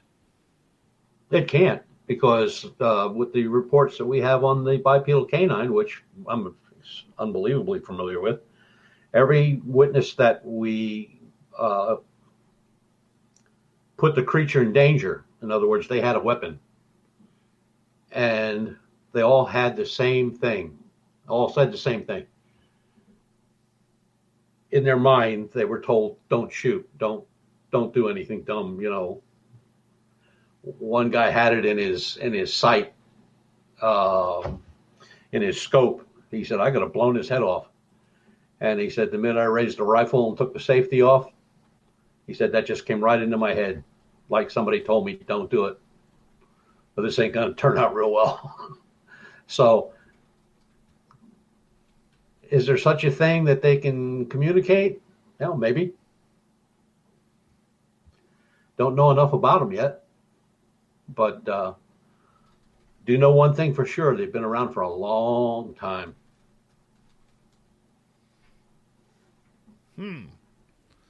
Okay. With the mind speak that is out there, have you ever experienced that or been in a group investigating where somebody got that? No, it's always been in reports. And only reports where we had the individual or individuals that were on the scene when it took place that had weapons, were they all had the same feeling, the same thought, don't do it. The very first report we had where the guy went back the next day with 3 of his buddies armed to the teeth, and they walked in, and next thing you know, they're backing themselves out. They all said the same thing. If we would have opened fire on anything, we were going to lose that battle. So it was already a mindset, that whatever they were thinking of doing or shooting at or whatever was not going to work out well at all. Guy in the tree that was in the tree stand, it was right below him. He was right above it by about 15, 20 feet. 30-06 high-powered rifle, pointed down. He said could have blown the top of his head right off. It growled, put the safety back on, put the gun down, and he had the same thought: don't do it. Just don't do it. So is it something that the communication is coming from the creature? Probably. There's nobody else there but him. The other place where it was two guys was a park ranger and his buddy checking over a new a pathway, a walkway that was being put into one of the parks, southeastern Pennsylvania, and they were followed by one, and he had a 40 Glock on his hip, and the minute he put his hand on it, same thing. Don't do it. Just go. Just leave. And he did. That's just weird, man. That is just weird stuff. All right, Shar wants to know, have you heard about dogmen or other cryptids being the result of Satanists mixing human sperm with animals? No, that's a new one to me. Never heard that one.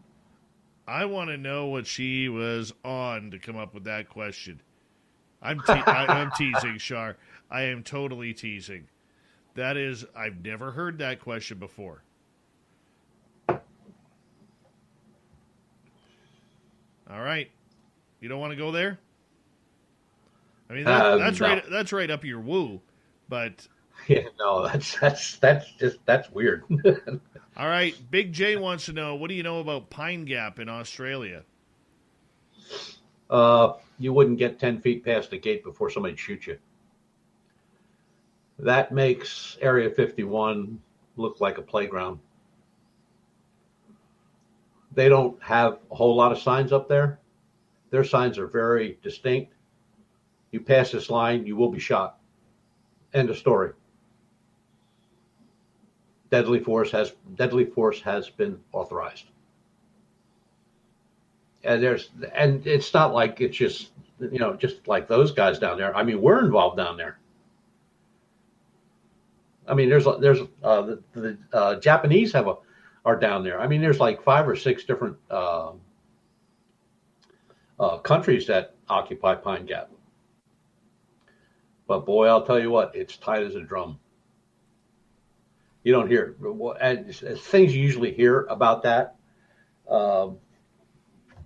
came out of somebody's storybook, because nobody has been in there on any investigations. And I've read a book where a guy said, yeah, I was there for 2 weeks. Yeah, right. But they tell you, don't cross the line. And there's a place, I can't think of the name of it. It's all in outside, right outside of London, that does something for Pine Gap. And I think it has something to do with cryptology, something like that. But that's another place where Giorgio Tsoukalos tried to get in there. He didn't step foot out of his car right, and there were guys on him. And it was just, he drove up this road, nice trees, like a nice little country road, and he pulled over, he got out, and these guys were just right there. And they were all armed. And they said, you need to leave. That's all they said, and he left. And Nick Pope, who was the guy that set him in there, said, I told you, you're not getting in there. But there's just, we got places in Pennsylvania that you can't go. And but I learned my lesson. I got screwing around one time on the computer and lost a computer through it. All right, let's go to Robin's question. What do you think about the Thunderbird? Oh, Thunderbirds are real. I mean, the condor. There's a lot of big birds out there. But the Thunderbirds, people say, well, they're folklore. Well, they're probably not folklore, but they've been around in the indigenous tribes for hundreds and hundreds of years. I mean, they were worshipped as they could be a blessing or they could be a disaster. But, Thunderbirds are Thunderbirds. What exact bird it is, nobody ever says. But when you look at the beaks on the totem poles and stuff, they're all pretty much similar. So a lot of people think it's just a condor or or large eagle or something like that. Surprisingly, there are more in Canada than there are in the United States. I doubt that. No, seriously. There was an article not too long ago. I forget what tribe it was. It wasn't Hopi. I can't remember which tribe it was. Said that they were teaching their young men how to make the totem poles, because there were more totem poles in Canada than there were at the indigenous in Canada than there were here, especially in the Northern Territories.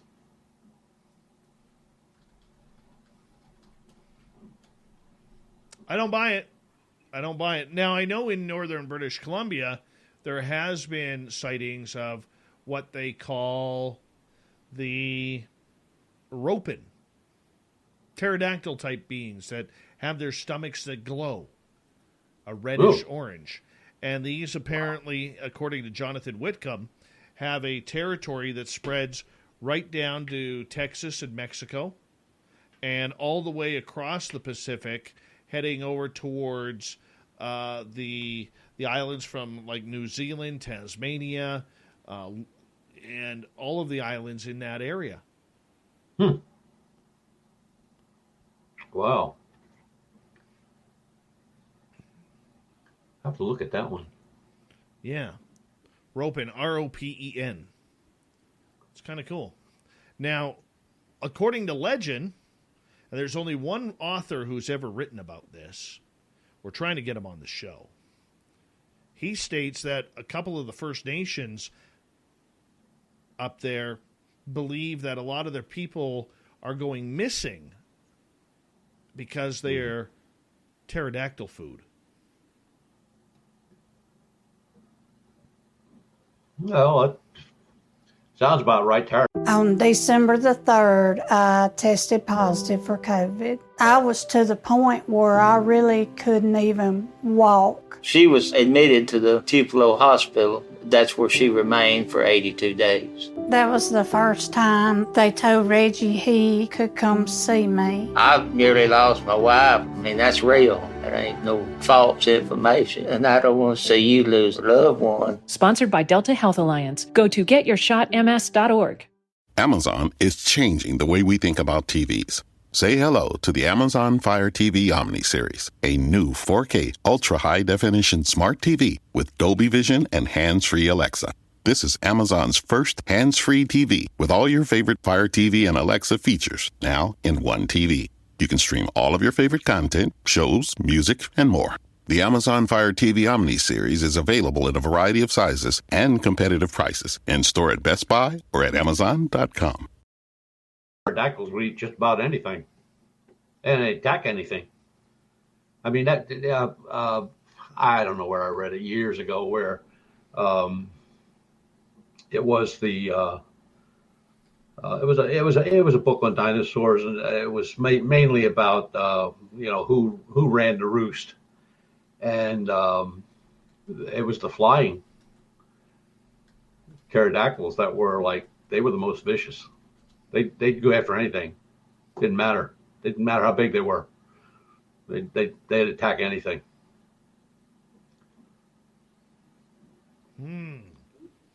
All right, let's move on here on Spaced Out Radio.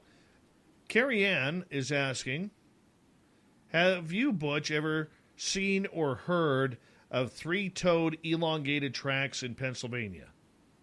Yes. I have a cast of one. Okay, you got to explain this to us. This is new to me.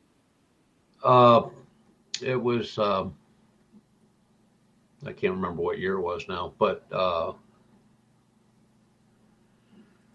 It was found in western Pennsylvania, Greene County. Definitely three-toed, wide. Nobody can put anything to it. I mean, the cast has been shared with many researchers, and nobody can come up with what it could be. It's definitely not a bird. It shows no claw marks. And it was a good cast. I think it was in the late 60s, early 70s when it was found, and there was only one print. There was where it was found. There was a small wet area, like a little marshy area, and then past. So one print had to be in the marsh area because this would have been the right print. Just the way it looks like the right print would have been on the other side of that marshy area, which is where they retrieved the cast. Stan Gordon was the guy that retrieved the cast.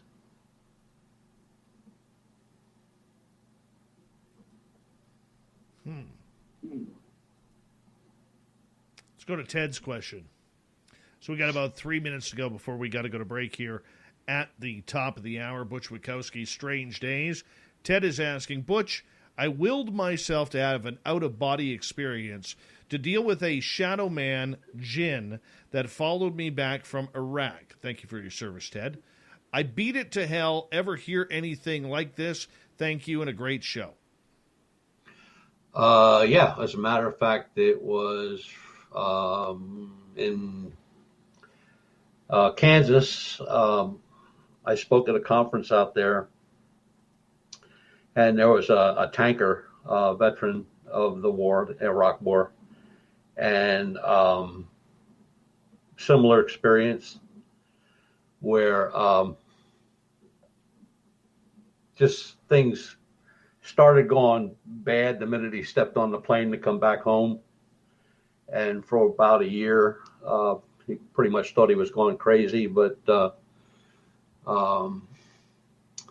he hooked up with Mary Ellen Guiley, and they got it worked out. I don't know how they got it worked out, but they got it worked out. But where he think it attacked the jinn attached itself to him was they were in one of the small towns, clearing the town out of the bad guys, and the one mosque they went into. His words, I just didn't want to go in there, but I had to, and that's where he figured it attached itself. There's a lot of reports like that out there. Strange lights, going between vehicles on the road while they're driving. Tankers parked for the night. Lights overhead. It just seems like wherever there's you had the Foo Fighters, so wherever there seems to be a conflict, and it works with the paranormal too, wherever there's been a conflict or a large amount of death, there's always some type of activity, whether it be paranormal or UFO or whatever. And it's just like one guy said, why do you think so many people, paranormal investigators, go down to Gettysburg? Because they see stuff. They hear stuff. They photograph things. And, some of the photographs out of Gettysburg, you can't destroy them. I mean, they are what they are. I mean, guy and his wife parked there in the car, and they just had the camera going and, mounted in the dashboard cam. And you can see the guy walk right out between two cannon. He's dressed in Confederate uniform, walks around to the other side of the cannon, and then just disappears. Butch, I'm going to get you to hold on right there. We'll continue with audience questions when we return for the final hour of Spaced Out Radio. Butch Witkowski's Strange Days continues for another 30 minutes. Then at the bottom of the hour, we are going to go and join the fedora-wearing John Hudson for the Unbiased UFO Report. Stay tuned. Spaced Out Radio with Butch Witkowski continues right after this.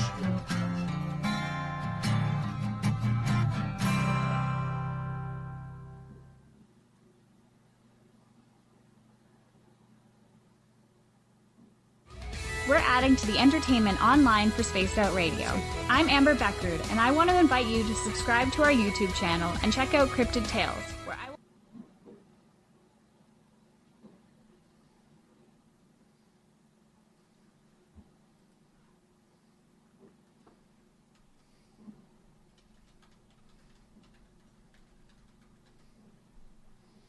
All right.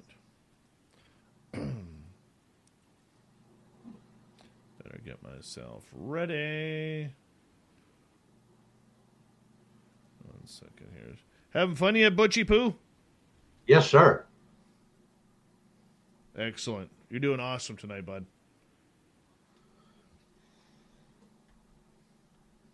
I just look at one of the questions up here. Said, "What's a Nubis?" Just No, not Nubis. no answering questions during the breaks, man. No answering questions during the breaks. That's not a question. It's not in caps. I think he's asking somebody else. How much time we got there, Chief? We got about 4 minutes. Oh, okay. Yeah. I'm going to kick the dachshund out the back door. Sure. You go. Oh, boy.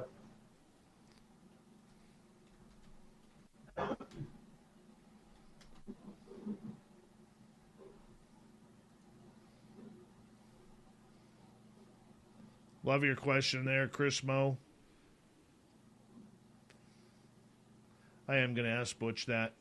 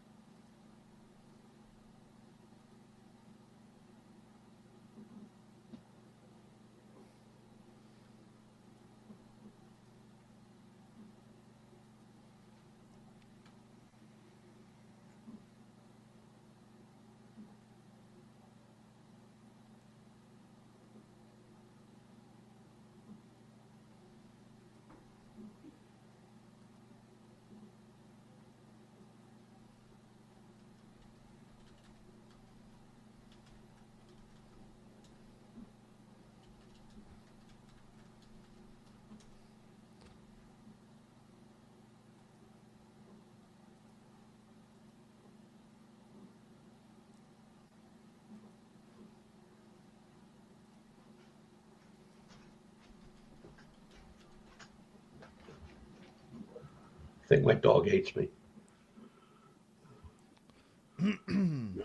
Mine doesn't hate me. He just doesn't want to listen. At his age, he's like, shut up. You know, I open the door, let him out. He hits that cold patio. I could have swore he turned around and gave me the finger, but... Wouldn't surprise me. He's 19 years old. I ain't going to break him of anything.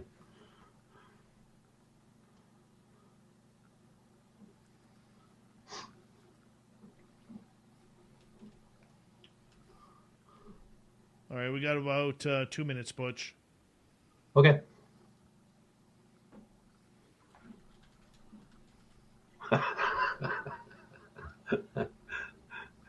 Just reading that question. That one we can answer during the break. On a scale from 0 to 10, how cranky am I making you tonight? Nah, you don't make me cranky. Come on. I get there on my own. Come on. All right. Latro, welcome to our channel tonight. Appreciate that. Hi, Aiden. How are you? Who else do we have in here that's just hopped on in? Stephen Finnegan. What's happening? Thank you for joining us. Any relation to the gorgeous Tammy Finnegan? Let us know. Let's see here. Armando, what's happening, buddy? And Eddie Haskell, good to see you. Oh, this is Steven's first time watching us live. Right on, dude. Thank you so much. Let's see. Gray Wolf Paranormal, Kaysen, how are you, buddy? Let's see. Who else has joined us? As we're running out of time here, and I'm running way behind. The gorgeous Carol, good to see you. Stunning Teresa, nice to have you here. That's about all I'm going to get to. Thank you to Spooky, to Phil, Brian, and Tim for the amazing super chats tonight. Really do appreciate it. I'm way behind in the chat room, so if I haven't got to your question, just stay right there. I'll try and get to it. There will be new swag coming up. We're just having some problems with our store, Tammy. Thank you to all the veterans who are listening in. You always got a safe home here. Here we go.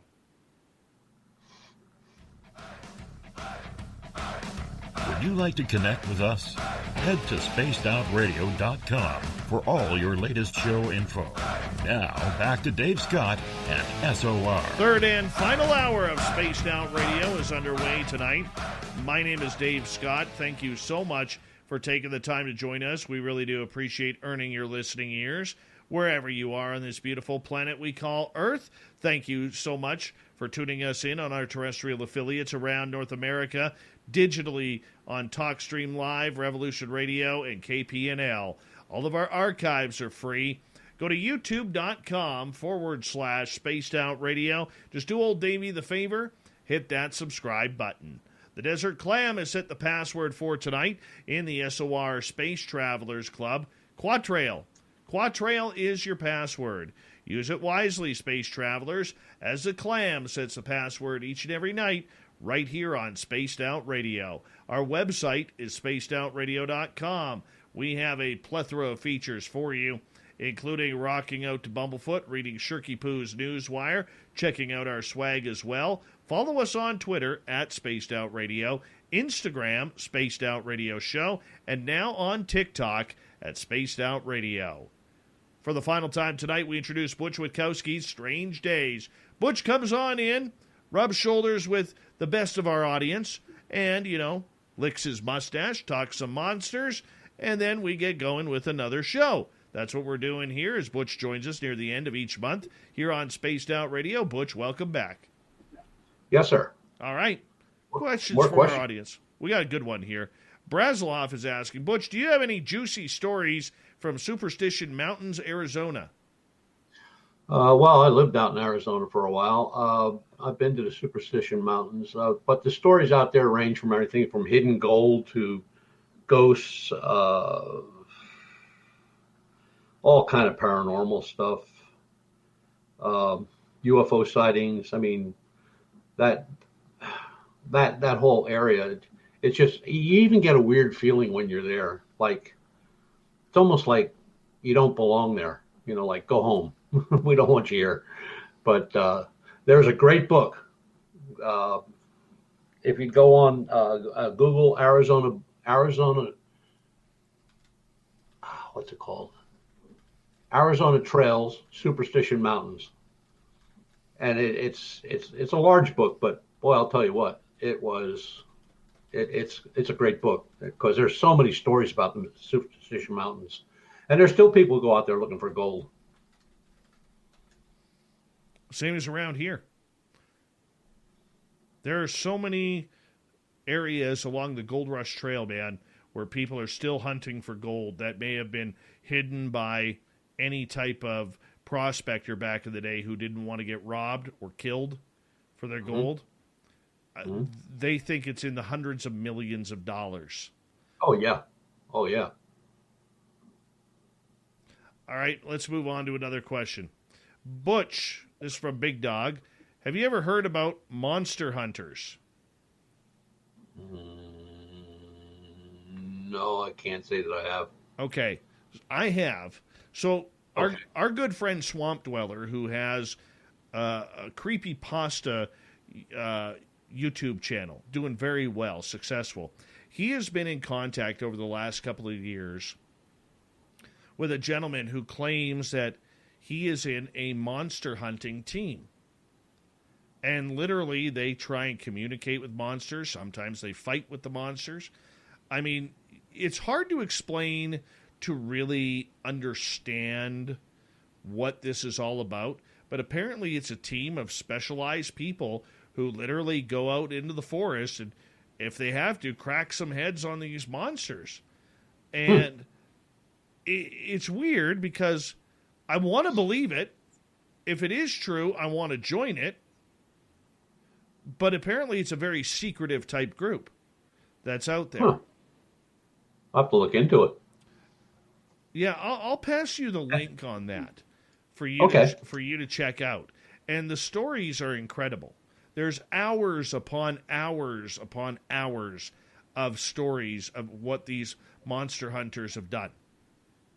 Huh. Sounds interesting. All right. All the way from Sri Lanka, our favorite Sri Lankan, Kason, is asking, what is your opinion on the Bigfoot and the ET connection? Well... Pardon me, UFO connection. I apologize. Okay. There has been a number of reports over the years where craft have landed and a Bigfoot has gotten out of the craft, or one report, I think that was from Ohio, was a Bigfoot was seen actually piloting a spacecraft. There's a number of those reports out there. I don't know what to make of them because, I don't have access to those reports. I think one is from Stan Gordon's, but I'd have to look on his website and go back and see if it's if that's what it was all about. But I'm pretty sure it was, where Bigfoot was seen getting out of a craft and just walking away and kind of just disappearing. But that's pretty much all I know about those. But I know there are some reports like that. But my opinion, I think it's all connected. Bigfoot, UFOs, paranormal, cryptozoology, there's a connection for all of them. They're all connected somehow or another. Not just Chewbacca. Not at all. Stephen in the UK is asking, do you have any British cryptid stories that you could share? Well, the one that we've actually been working on one for over a year now, where instead of cattle mutilations, they're actually sheep mutilations, and pretty much the same as our cattle mutilations here in the U.S., with one exception, that there are 3 holes behind the right ear of each cadaver found, and the brain is missing. Besides all the other stuff which mimics our reports, except we never had anything like that where a brain was removed. And pretty much all the reports come out of the British Isles. And they're all sheep. There's no cattle involved, no horses or anything like that, just sheep. It's grotesque. Mm-hmm. Thin Lizzie is asking, have you ever been visited by the Men in Black? Yeah, on my wedding day. Oh no, that was another story. No, I have not. I've had a strange phone call, but no, I had no visit. Tell us about the phone call. It was I was investigating a sighting in western Pennsylvania, and I got a call from one of Bigelow's investigators, and we were talking a little bit about that report, and then we got on to human mutilation and stuff like that, and at that point, I guess I was pretty much the only one that was doing it. And he said, you ought to stay away from that stuff. And I'm like, yeah, I've been told that again. A couple of people told me that. But about an hour later, the phone rang. Picked it up and looked on the phone, and there was no number. And I thought that was kind of strange, but I answered it. And the voice on the other end said, "You should heed the warning." I said, "The warning on what?" He said, "On the human." At Capella University, you're in control of your education. With the game-changing FlexPath format, you can set your own deadlines and move at your own pace. The faster you move, the more you save. Visit capella.edu to learn more. Brought to you by Noggin. Need a little extra help building your child's math and reading skills? Their favorite characters from Nick Jr. shows like Paw Patrol, Bubble Guppies, Blue's Clues, and Blaze are here to help. Let's get to work! And they're in Noggin, the smart and fun learning app, where activities are designed to grow the skills your child needs to succeed in school and in life. Fabulous! What's even more fabulous is that you can claim a limited time holiday offer of 99 cents a month plus taxes for 3 months by visiting noggin.com/iHeart. Start your free trial today. $7.99 a month plus taxes until you cancel after free trial ends. Visit noggin.com for terms and conditions. Mutilations, and the phone hang up. And I called the number back, and it just didn't go anywhere. Just dead air. I guess somebody just trying to tell me to be a good boy. No kidding. Were you a good boy after that? No. Never have been. No. All right, David is wondering, are you aware of any cryptids in Arizona? Oh, yeah. There's all kinds. Large cats, Bigfoot, bipedal canines,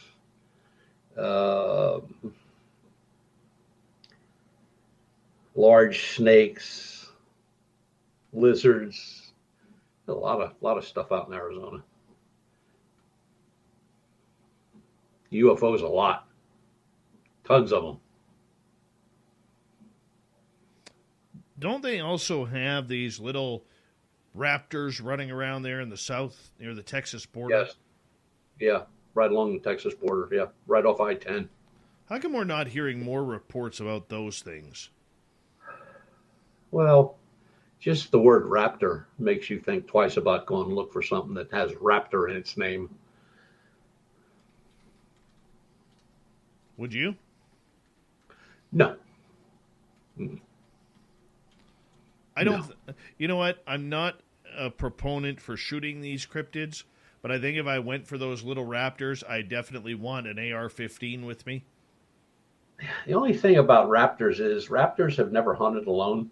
Raptors always hunt in a pack, just like wolves. That's what I'm saying. You know, you'll run into one, and while you're trying to get away from the one, the other ones have already surrounded you and, got their napkins around their neck and their knife and fork out, and they're ready to go. All right, let's go to another question. Double Bass is asking, what about Lizard Man or Scape or Swamp? From Scape or Swamp. Lizard Man reports from Ohio down, all the way down to Mississippi, down to Florida. I mean, they're abundant. If you just Google Lizard Man, you'll get stories that go from the Great Lakes all the way down to Florida and everywhere in between. Ohio, the one where the lady was pulled underwater, and when they pulled her out, she had all kind of claw marks on her legs and stuff like that. That's, it's a good report, but it only happened once.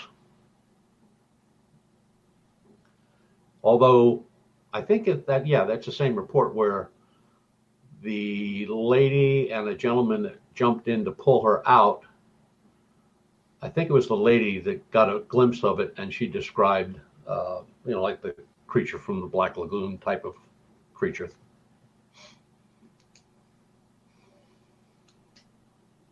All right, let's move on here. Toe Tag wants to know, is Chupacabra real or myth? I'm going to say Chupacabra's a myth. And the pictures that you see on the internet of the alleged Chupacabra are actually hairless Mexican dogs.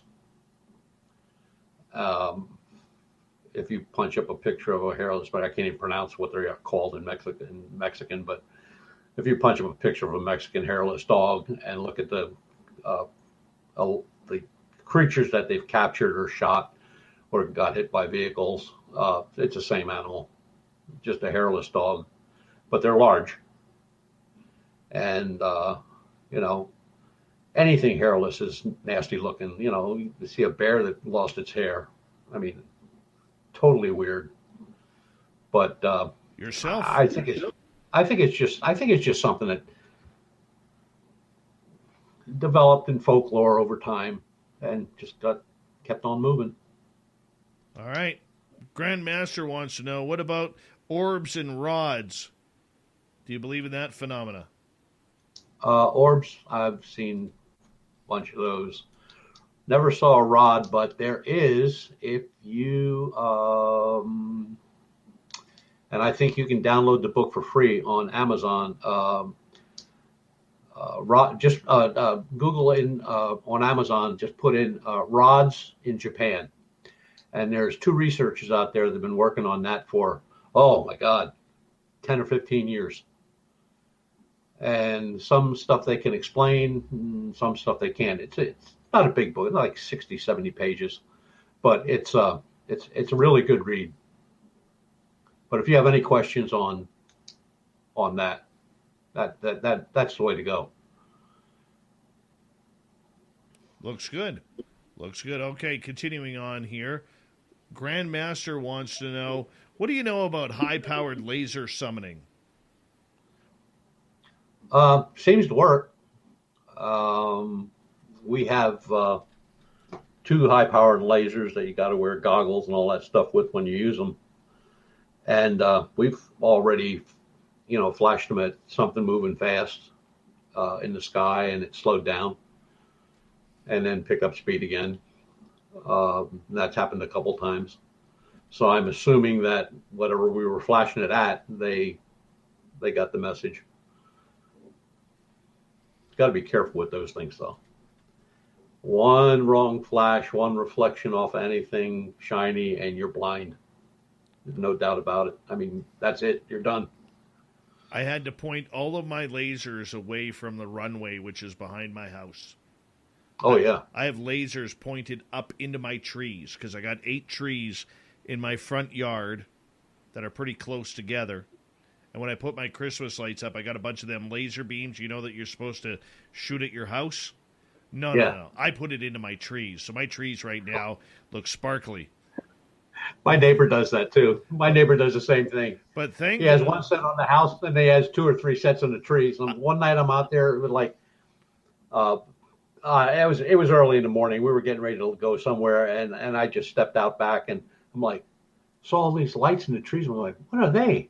And it took me like 20 minutes to figure out what they were. Dummy. Yeah, I have outside right now, I have 5 different laser beams going at my trees right now. Cool. And I have one at home. I just unboxed it, and it was broken, so I have to take it back. I'll get the other one tomorrow, man. But I'm telling you, my trees look good.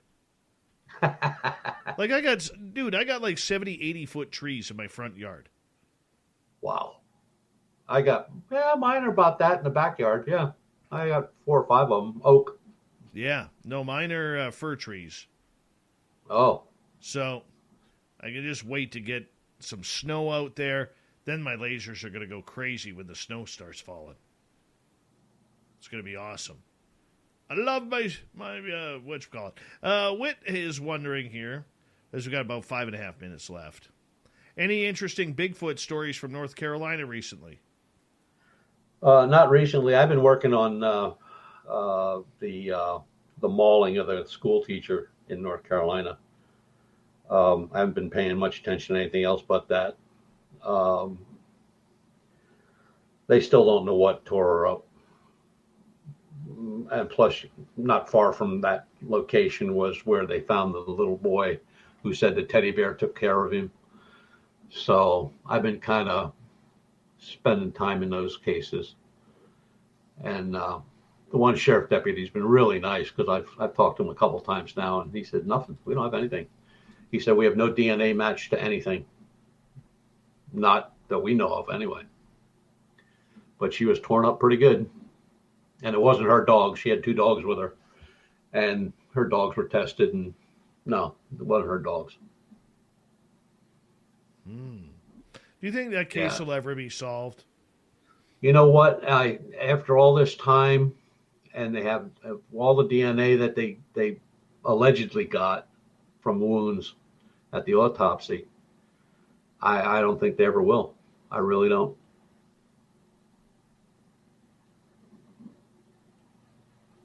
Sad. All right, let's continue on here. Let's see here. See if we have any more questions from our audience here. As we scroll on down here, Butch Witkowski's Strange Days continuing here. All right, let's go to Open-Minded Clarity. Thanks for joining us tonight. Are these raptors that you talk about developed by the U.S. government to act as natural border protection? I don't think so. I don't know how you'd control them. Well, let me rephrase this question, because a lot of people tend to think, Butch, that a lot of these creatures are made by the government in places like Montauk, where there was a lot of secrets.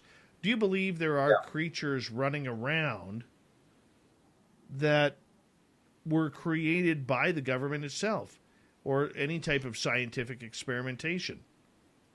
Well, hey, yeah. I mean, the Germans, the Nazis did it in World War II, where they were trying to mate soldiers with great apes, make super soldiers. So, yeah, it's possible.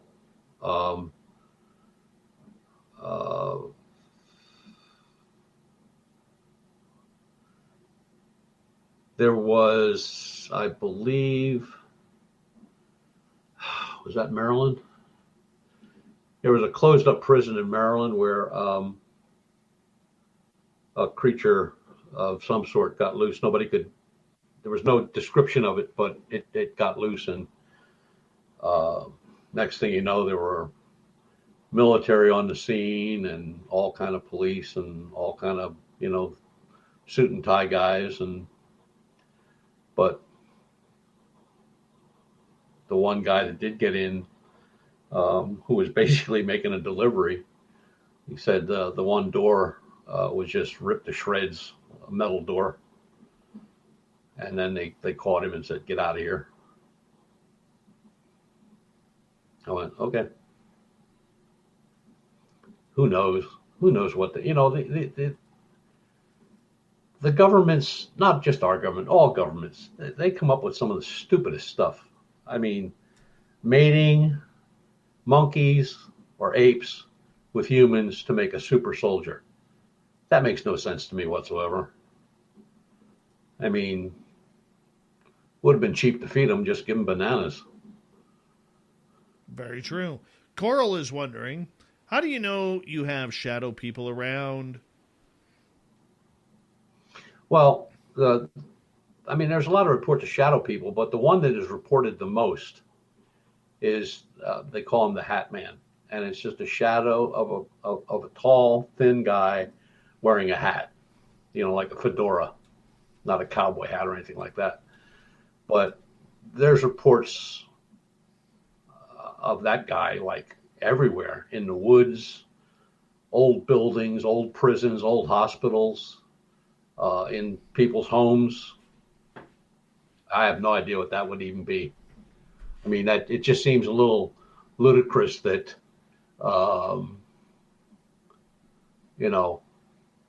these people, all these people are making this up, because some of those reports go way back into the turn of the century. I have no idea what they'd be.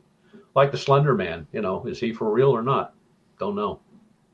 My friend. But there's people that will swear and declare they're there. And my friend, that's a good place to wrap it up. We will not talk to you until after Christmas, near the end of December.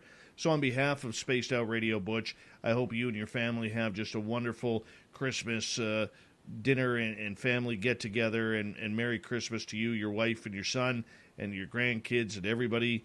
It's always a pleasure having you on this show, my friend.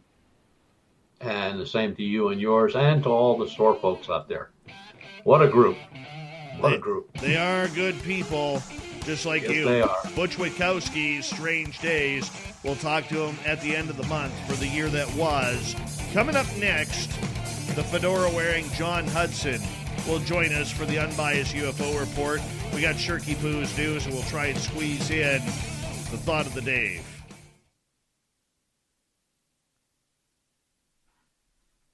Hello, this is your guitar Good man, stuff there, Ron Butchie Poo. Bumblefoot Thorne. Good I have to tell you, stuff. I love the response I get.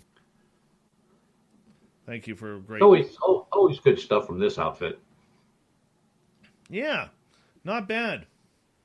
Not bad. And I got some girl that loves me. All right. Yeah, you have a new girlfriend now. I'm going to go back and look at that other message you sent me a little closer. Yeah, that one wasn't good. Wasn't good at all. But thank you so much, Butch. Really appreciate that. And we'll be talking to you the end of December. All right, buddy. You take care. You too, son. Good night, buddy. Bye. Night. Love him. Butch effing Witkowski, everyone. Butch effing Witkowski. It's good times. Good times.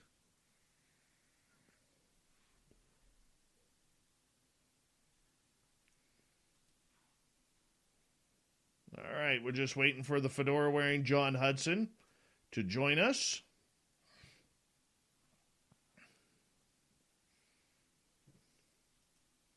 There he is, everyone. Look at the fedora. Look at the look. Look at the hair. Look at the chin hair. He's looking good tonight, ladies. And germs, I meant to say. Ladies and germs. Gems. How you doing tonight, sir? I'm good, man. A great show with Butch.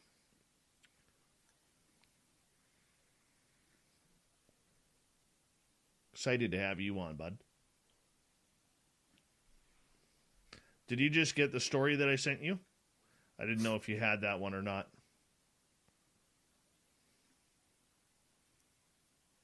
Johnny Poo? Yanni Poo. Hello. Who has nicer chin hair, YouTube? John or myself?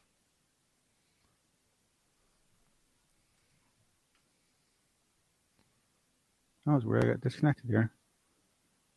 Can you hear me? Can you hear me? I can hear you. I can't hear you anymore. Are your headphones okay?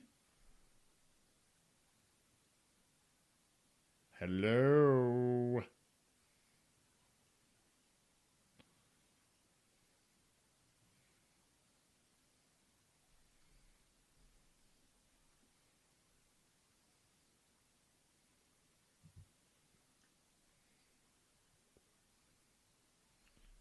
John, we got a chat here.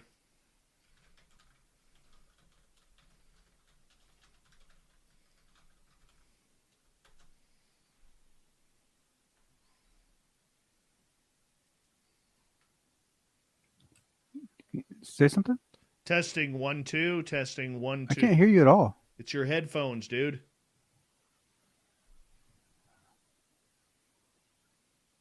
It's what? Your headphones. Okay. All right, let's try a different one.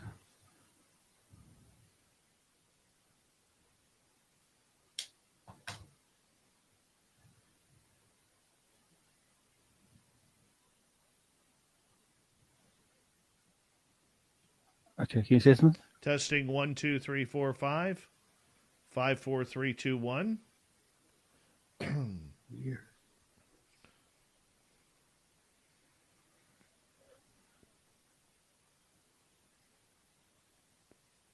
Nothing stressful about this, ladies and gentlemen. Hold on a second. Testing 1, 2, 3, 4, 5, 5, 4, 3, 2, 1, 0. We have 1 minute. 1 minute.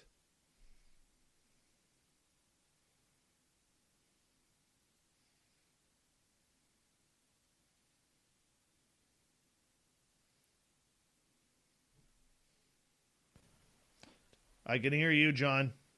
Your microphone's hot.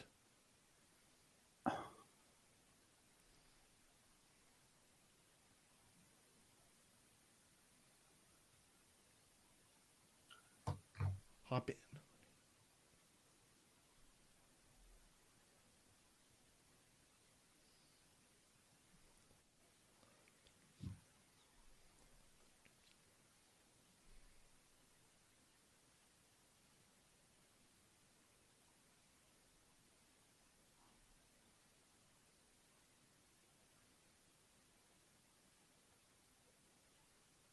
Dun, dun, dun.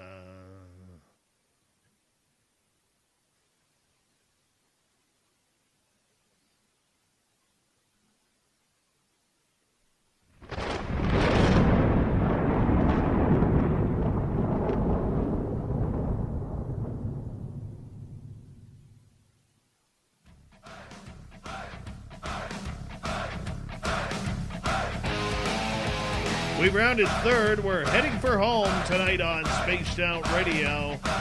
My name is Dave Scott. Thank you so much. We really do appreciate having you on in. We want to say hello to everyone listening in on our terrestrial affiliates around North America and digitally on TalkStream Live, Revolution Radio, and KPNL. We want to remind you that all of our archives are free. All you got to do is go to youtube.com/Spaced Out Radio. Just do old Davey the favor. Hit that subscribe button. Yes. Follow us on social media on Twitter at Spaced Out Radio, Instagram at Spaced Out Radio Show, and now on TikTok at Spaced Out Radio. All right, we're just waiting. We're having a little bit of technical difficulty hooking up with the fedora-wearing John Hudson. He will be with us momentarily, but, you know, I'm going to wait for his music to end here. But we're going to start off with a story here on the UFO report. This one comes from a guest we had just a couple of weeks ago, Daniel Otis for Vice. He is a freelance journalist who's a contributor to Vice magazine. It's a report out of Canada where he says just after midnight of September 20th, 2016, that he received, not he, but the Royal Canadian Air Force squadron of CF-18s received a call from Vancouver air traffic controllers about vital intelligence sightings approximately. Rock out to some rock and roll. And when you do, make a sandwich that rocks. Go with 2 slices of your favorite bread, pile high with Eckrich deli meats. And then turn it up to 11. Eckrich, you do you. On December the 3rd, I tested positive for COVID. I was to the point where I really couldn't even walk. She was admitted to the Tupelo Hospital. That's where she remained for 82 days. That was the first time they told Reggie he could come see me. I nearly lost my wife. I mean, that's real. There ain't no false information. And I don't want to see you lose a loved one. Sponsored by Delta Health Alliance. Go to getyourshotms.org. Approximately 20 minutes earlier, and it was brought in by an Air Canada Express aircraft that you know, they were trying to figure out what were these strange lights coming off the coast and off the mountains. Now, this was happening, the 3 red lights, about 3,000 feet above him, according to the Air Canada Express pilot, and traveling slower while 25,000 feet over an uninhibited stretch of British Columbia's northern rugged coast. So we're trying to figure out what is happening and with that. So I don't know. We need more reports out of Canada, I think. We really do. All right. John Hudson, we seems to be logged. Yes. Can you hear us okay? I can hear you now. All right. We got you now. All right. All right. But you know All what? right. We can't start our segment without a little bit of music here. Hold on. Oh, yeah. Well, that would be kind of you. That would be kind of you.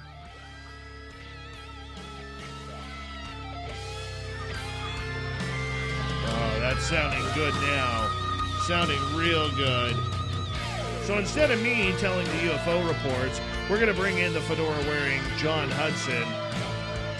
That was weird, man. You had everything set up properly. Weird. We could see you. We could hear you. You couldn't hear us, but that's okay. Nonetheless, we still get our unbiased UFO report, my friend. Yes, we do. Now, so, first off, please, no, sorry, go ahead. No, you please. We enjoy. Well, no, I was just going to say, thank you everyone for sticking around, and especially in light of our recent little problem, and once again a head blowing night of Butch. So appreciate everyone sticking around, and hopefully we'll bring up some good conversation for you. You doing well tonight, Dave? I am doing great. I am having a good night. My laser beams are working in my front yard. So your laser beams. Yes, I've lit up my trees in my front yard with Christmas laser beams. Ah. And I think it's very cool. And I'm going to be honest with you, John, I think it's a good way for me to attract the aliens. Really do. You want to make sure you're attracting the right kind, you know. Yes. By the way, beginning riffraff. Before we start this segment, we should be of note here. Nicole Sakic and Grant Cameron, just a few weeks ago, had their brand new book out called Triangles, Aliens, and Messages. If you want to hear my Black Triangle story, they've included it in there. I believe it's at page 82. Page 82. It's a good Christmas present if you're into the Black Triangles.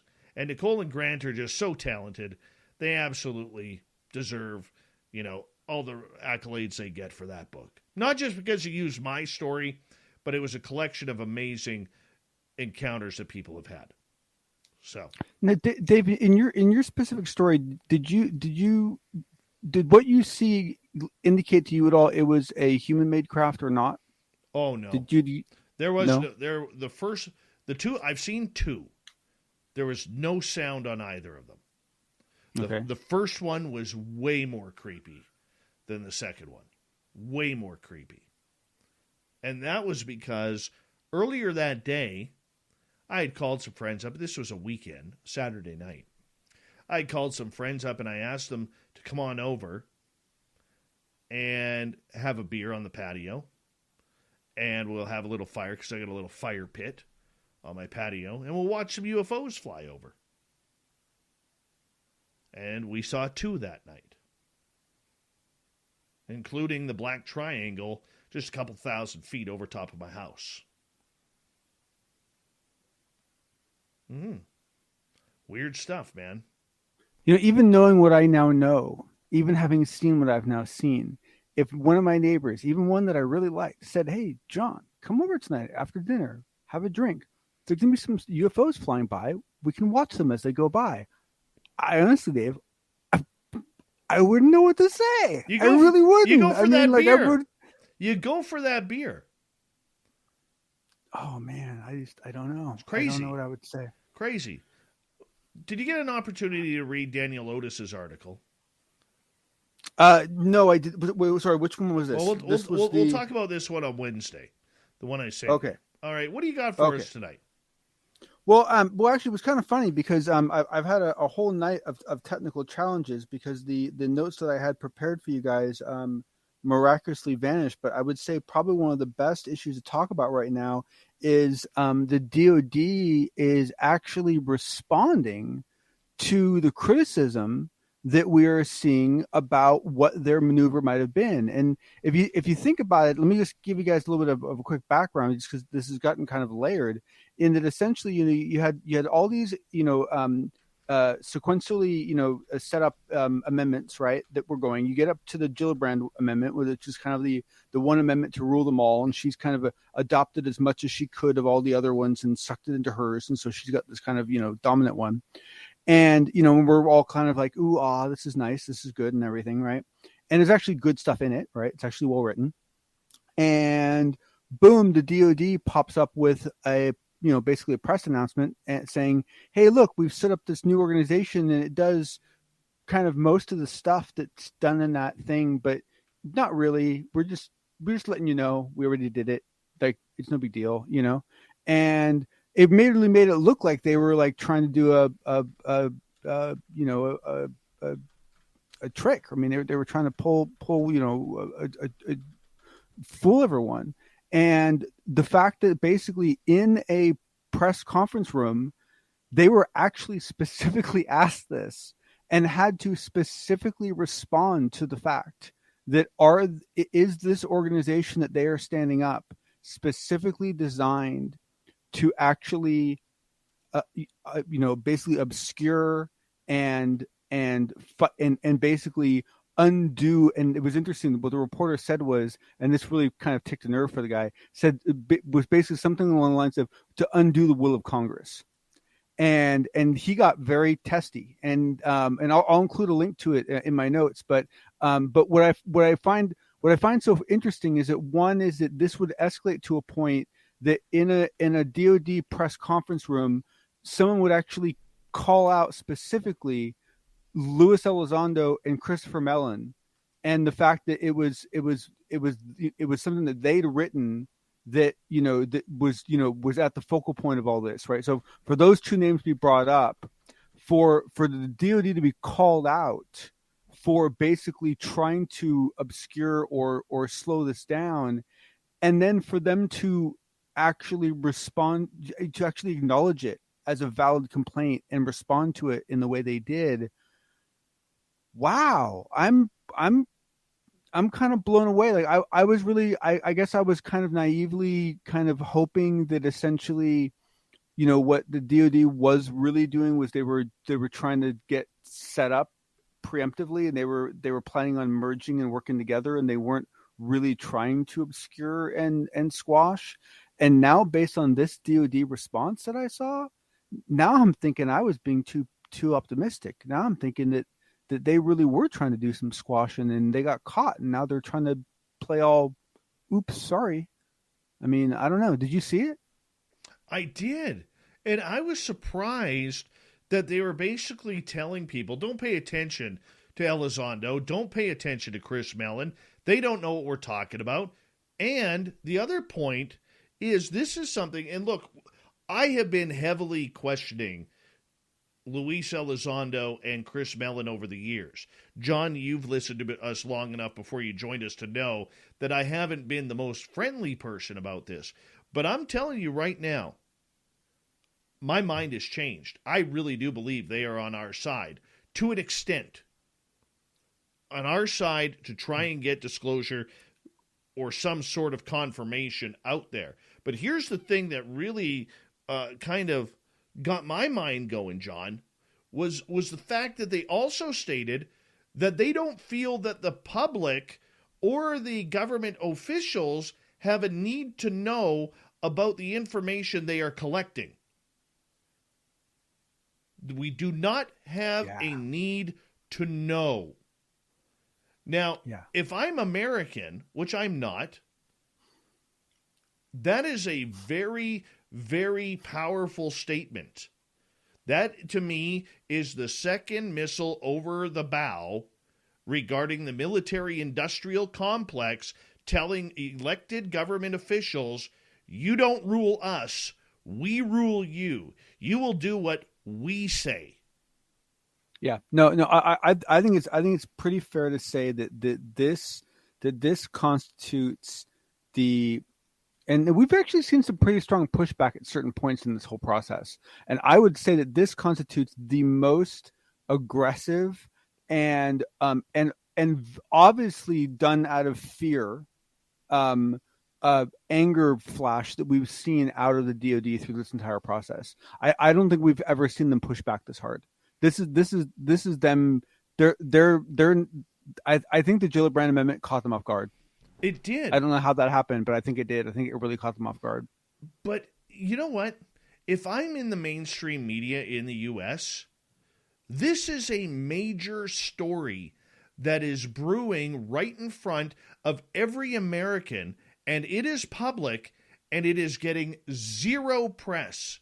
Now forget the UFO part for a second. Just look at all the pieces of the story. Right. It's a good story. It's a fun story, right? It's like, come on, like, just get your teeth into it. Dude, this is a dangerous story. It's a very dangerous story. And it's telling a lot of American people, you don't matter. Yeah. You don't run the show. Yeah. Your vote for whoever becomes the president doesn't matter. Whether you're Democrat, whether you're Republican, whether you're Libertarian, or whether you vote for the spaghetti party or whatever party is out there. All right? If our American listeners tuning into this take anything from this show tonight and this little commentary, please do this. All right? This is now the second time in less than 10 days that the military has told elected officials to shut up. Number one came when they fired the salvo about putting the bill forward, and we'll take care of the UFOs. You government officials don't need to ask us anything about it. And number two comes now, where they're saying, number one, Lou Elizondo, Chris Mellon, anybody preaching for UFO disclosure, don't believe in them. And number 2A, the public and elected officials will not receive reports from the military regarding UFOs. That's dangerous. Very dangerous. And it puts a lot of other people in interesting positions, right? Because you take someone like the DNI, right? Now the DNI, she reports directly to the president. She does not. She's not within the DoD. However, several of those who report to her are from the DoD, and so she sits in kind of like this middle ground. And it'll be interesting to see how she plays this, because she could end up being in that peacemaker role of mitigating some real calamity there. Because if she, for example, decides to use some of her resources to push for more disclosure, it might force the DoD's hand. The flip side is that the DoD can get her to begin operating on their behalf, then we might really actually get into a situation where things start getting really shut down. But it's more than that, John. And I agree with you. You're 100% right. And people may say I'm overreacting on this, but this is about the military-industrial complex. It really is. We are seeing the military-industrial complex right now flex their muscles over UFOs. They flex their muscles towards the public and the elected officials themselves. I don't remember any time in my life that I've been following politics of this ever happening. There's one other case, and it's sad because I've been looking for it for like 3 years and I can't find it. But I watched it live on CNN, and it was like in the late 80s, I think it was, and it was on the Invisible Bomber. So this was basically on the B-2 long before we knew it was called the B-2. And basically, this guy's testifying in front of Congress, and the Congress was why won't you answer my question? And he's like, because I answer to a higher authority. And the guy's like, what authority do you answer to? And the guy's like, I can't tell you. That's because I work for that higher authority. And basically just shut down this whole congressional hearing. I mean, it was just like, it was flabbergasting. It was awe-inspiring. I still to this day can't find it. But to me, this is that kind of level stuff. Well, you're exactly right, buddy. You're exactly right. John, we're going to continue this in the after show on our YouTube channel, but we're going to get to Shirky Poo's news right about now. Thank you so much for a great unbiased UFO report. Sorry about the tech difficulties there, but you're awesome, buddy. You're one of the best out there, and thank you for being part of our team. Thank you, sir. All right, here we go.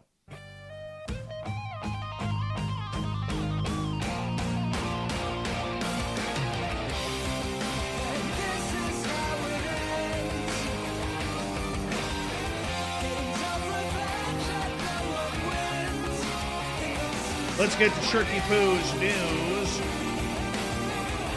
Here we go again in British Columbia. Another atmospheric river will be streaming into western Washington and parts of British Columbia again. The back-to-back-to-back systems for the region seems a little broken, but the phenomena is significant. It's going to mean more flooding. It's going to mean more landslides. It's going to be more blocking roads. It's going to mean that Dave doesn't have to go home and spend time with his family over Christmas, which is all right with Dave, because he gets to go skate on the ice outside of Christmas Day at his house. But the atmospheric river, it hit us hard November 13th to 16th, dropping up to 300 millimeters of rain, or just about a foot, and precipitation in less than 48 hours, said Jason Zhang, a meteorologist for Environment Canada. But we're getting close to more of it happening. How close? Well, expect the highways to be closed. Literally, British Columbia, the whole Vancouver area, if you don't know. Vancouver, straight to a town called Chilliwack, is shut down. All you got to do is go Google it. The photos are incredible, especially in Abbotsford. That's my hometown. It's where old Davey was born and raised. Let's move on here. Speaking of the weather, when heavy fog forced a Canadian Armed Forces helicopter crew from Quebec to make an emergency landing last week on the banks of the Fraser River near Yale, BC, they were not expecting the series of generous events that followed. Fog and darkness had rolled quickly on November 23rd after Captain Julien Brideau and his crew departed Boston Bar on their way up to the Abbotsford Airport. The crew of 4, which included a British Columbia doctor, had been on a medical mission helping flood-impacted patients in the region. On our way back, the fog banks were getting bigger as we were winding down the valley. I've driven that highway. It gets foggy, said Brideau with the 430 Tactical Helicopter Squadron. We made a good decision to land, but the only spot wide enough was a sandbank by the Fraser River, and with the rain in the forecast, he was worried the river could flood. Nearby Yale residents Randall Gardner and Melinda Barnes heard the sound of the chopper's rotors, so they set off to investigate. And Gardner shared the pilot's concerns about flooding and suggested a better spot uphill. I went uphill with them and looked at the area as we were discussing. I was like, yeah, it's a little tight, but we could get her in there. Got a chainsaw, cut down a few trees, and the helicopter landed. The crew, hungry, tired, even got some grilled cheese sandwich from the great Canadian people of Yale, British Columbia. By the way, haunted area, that Yale. Yep. Fantastic, though. Good for them. That's the way we take care of people up here. All right, how's this? According to the 2024 Olympics, the city of Paris has announced an unprecedented program that they will be launching flying passenger drones to be used as taxis. Pilot testing is already underway on the large-scale electric drone aircraft, which they hope will be used to shuttle sports fans from one Olympic venue to another. And we got time for one more. All right, Swedish furniture company IKEA is offering a tiny home apartment in Tokyo for the price of less than $1 a month for a year. IKEA said the 107-square-foot apartment in the Shinjuku district will be rented out on a one-year lease for the price of $0.86 per month. That's $86 a month, not including utilities. Want to say a big thank you to everybody listening in tonight, to Shirky Poo for the news, and of course John Hudson for the unbiased UFO report, and who could forget the infallible Butch Witkowski for Strange Days. We'll talk to Butch one more time in 2021 near the end of December. We got Mr. Ron Bumblefoot Thal rocking in the background with Little Brother Is Watching. Bumblefoot is the official music of Spaced Out Radio, rocking us in and out of every single show. Get your horns up for the guitar god himself. Special thanks to everybody listening in at home, at work, in your cars, wherever you may be. Thank you to everyone in our YouTube chat room tonight, along with Twitch, Twitter, Facebook, the Space Travelers Club. Who else we got? LGAB, Revolution Radio. We love having all of you chatting during the show. I know you're out there somewhere. Remember, this show is copyrighted by Spaced Out Radio and SOR Media Ventures Limited. Thank you so much for choosing to share your evening with us, because together, my friends, we're watching. We own the night. Mr. Bumblefoot, we need a favor. We need you to take us home.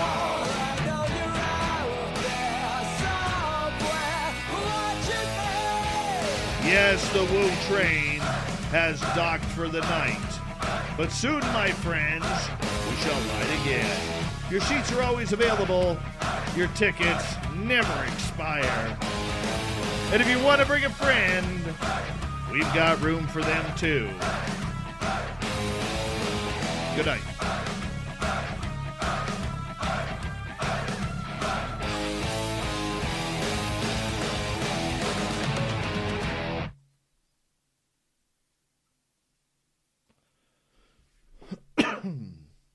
On December the 3rd, I tested positive for COVID. I was to the point where I really couldn't even walk. She was admitted to the Tupelo Hospital. That's where she remained for 82 days. That was the first time they told Reggie he could come see me. I nearly lost my wife. I mean, that's real. There ain't no false information. And I don't want to see you lose a loved one. Sponsored by Delta Health Alliance. Go to getyourshotms.org. Amazon is changing the way we think about TVs. Say hello to the Amazon Fire TV Omni Series, a new 4K ultra high definition smart TV with Dolby Vision and hands-free Alexa. This is Amazon's first hands-free TV with all your favorite Fire TV and Alexa features now in one TV. You can stream all of your favorite content, shows, music, and more. The Amazon Fire TV Omni Series is available in a variety of sizes and competitive prices in store at Best Buy or at Amazon.com.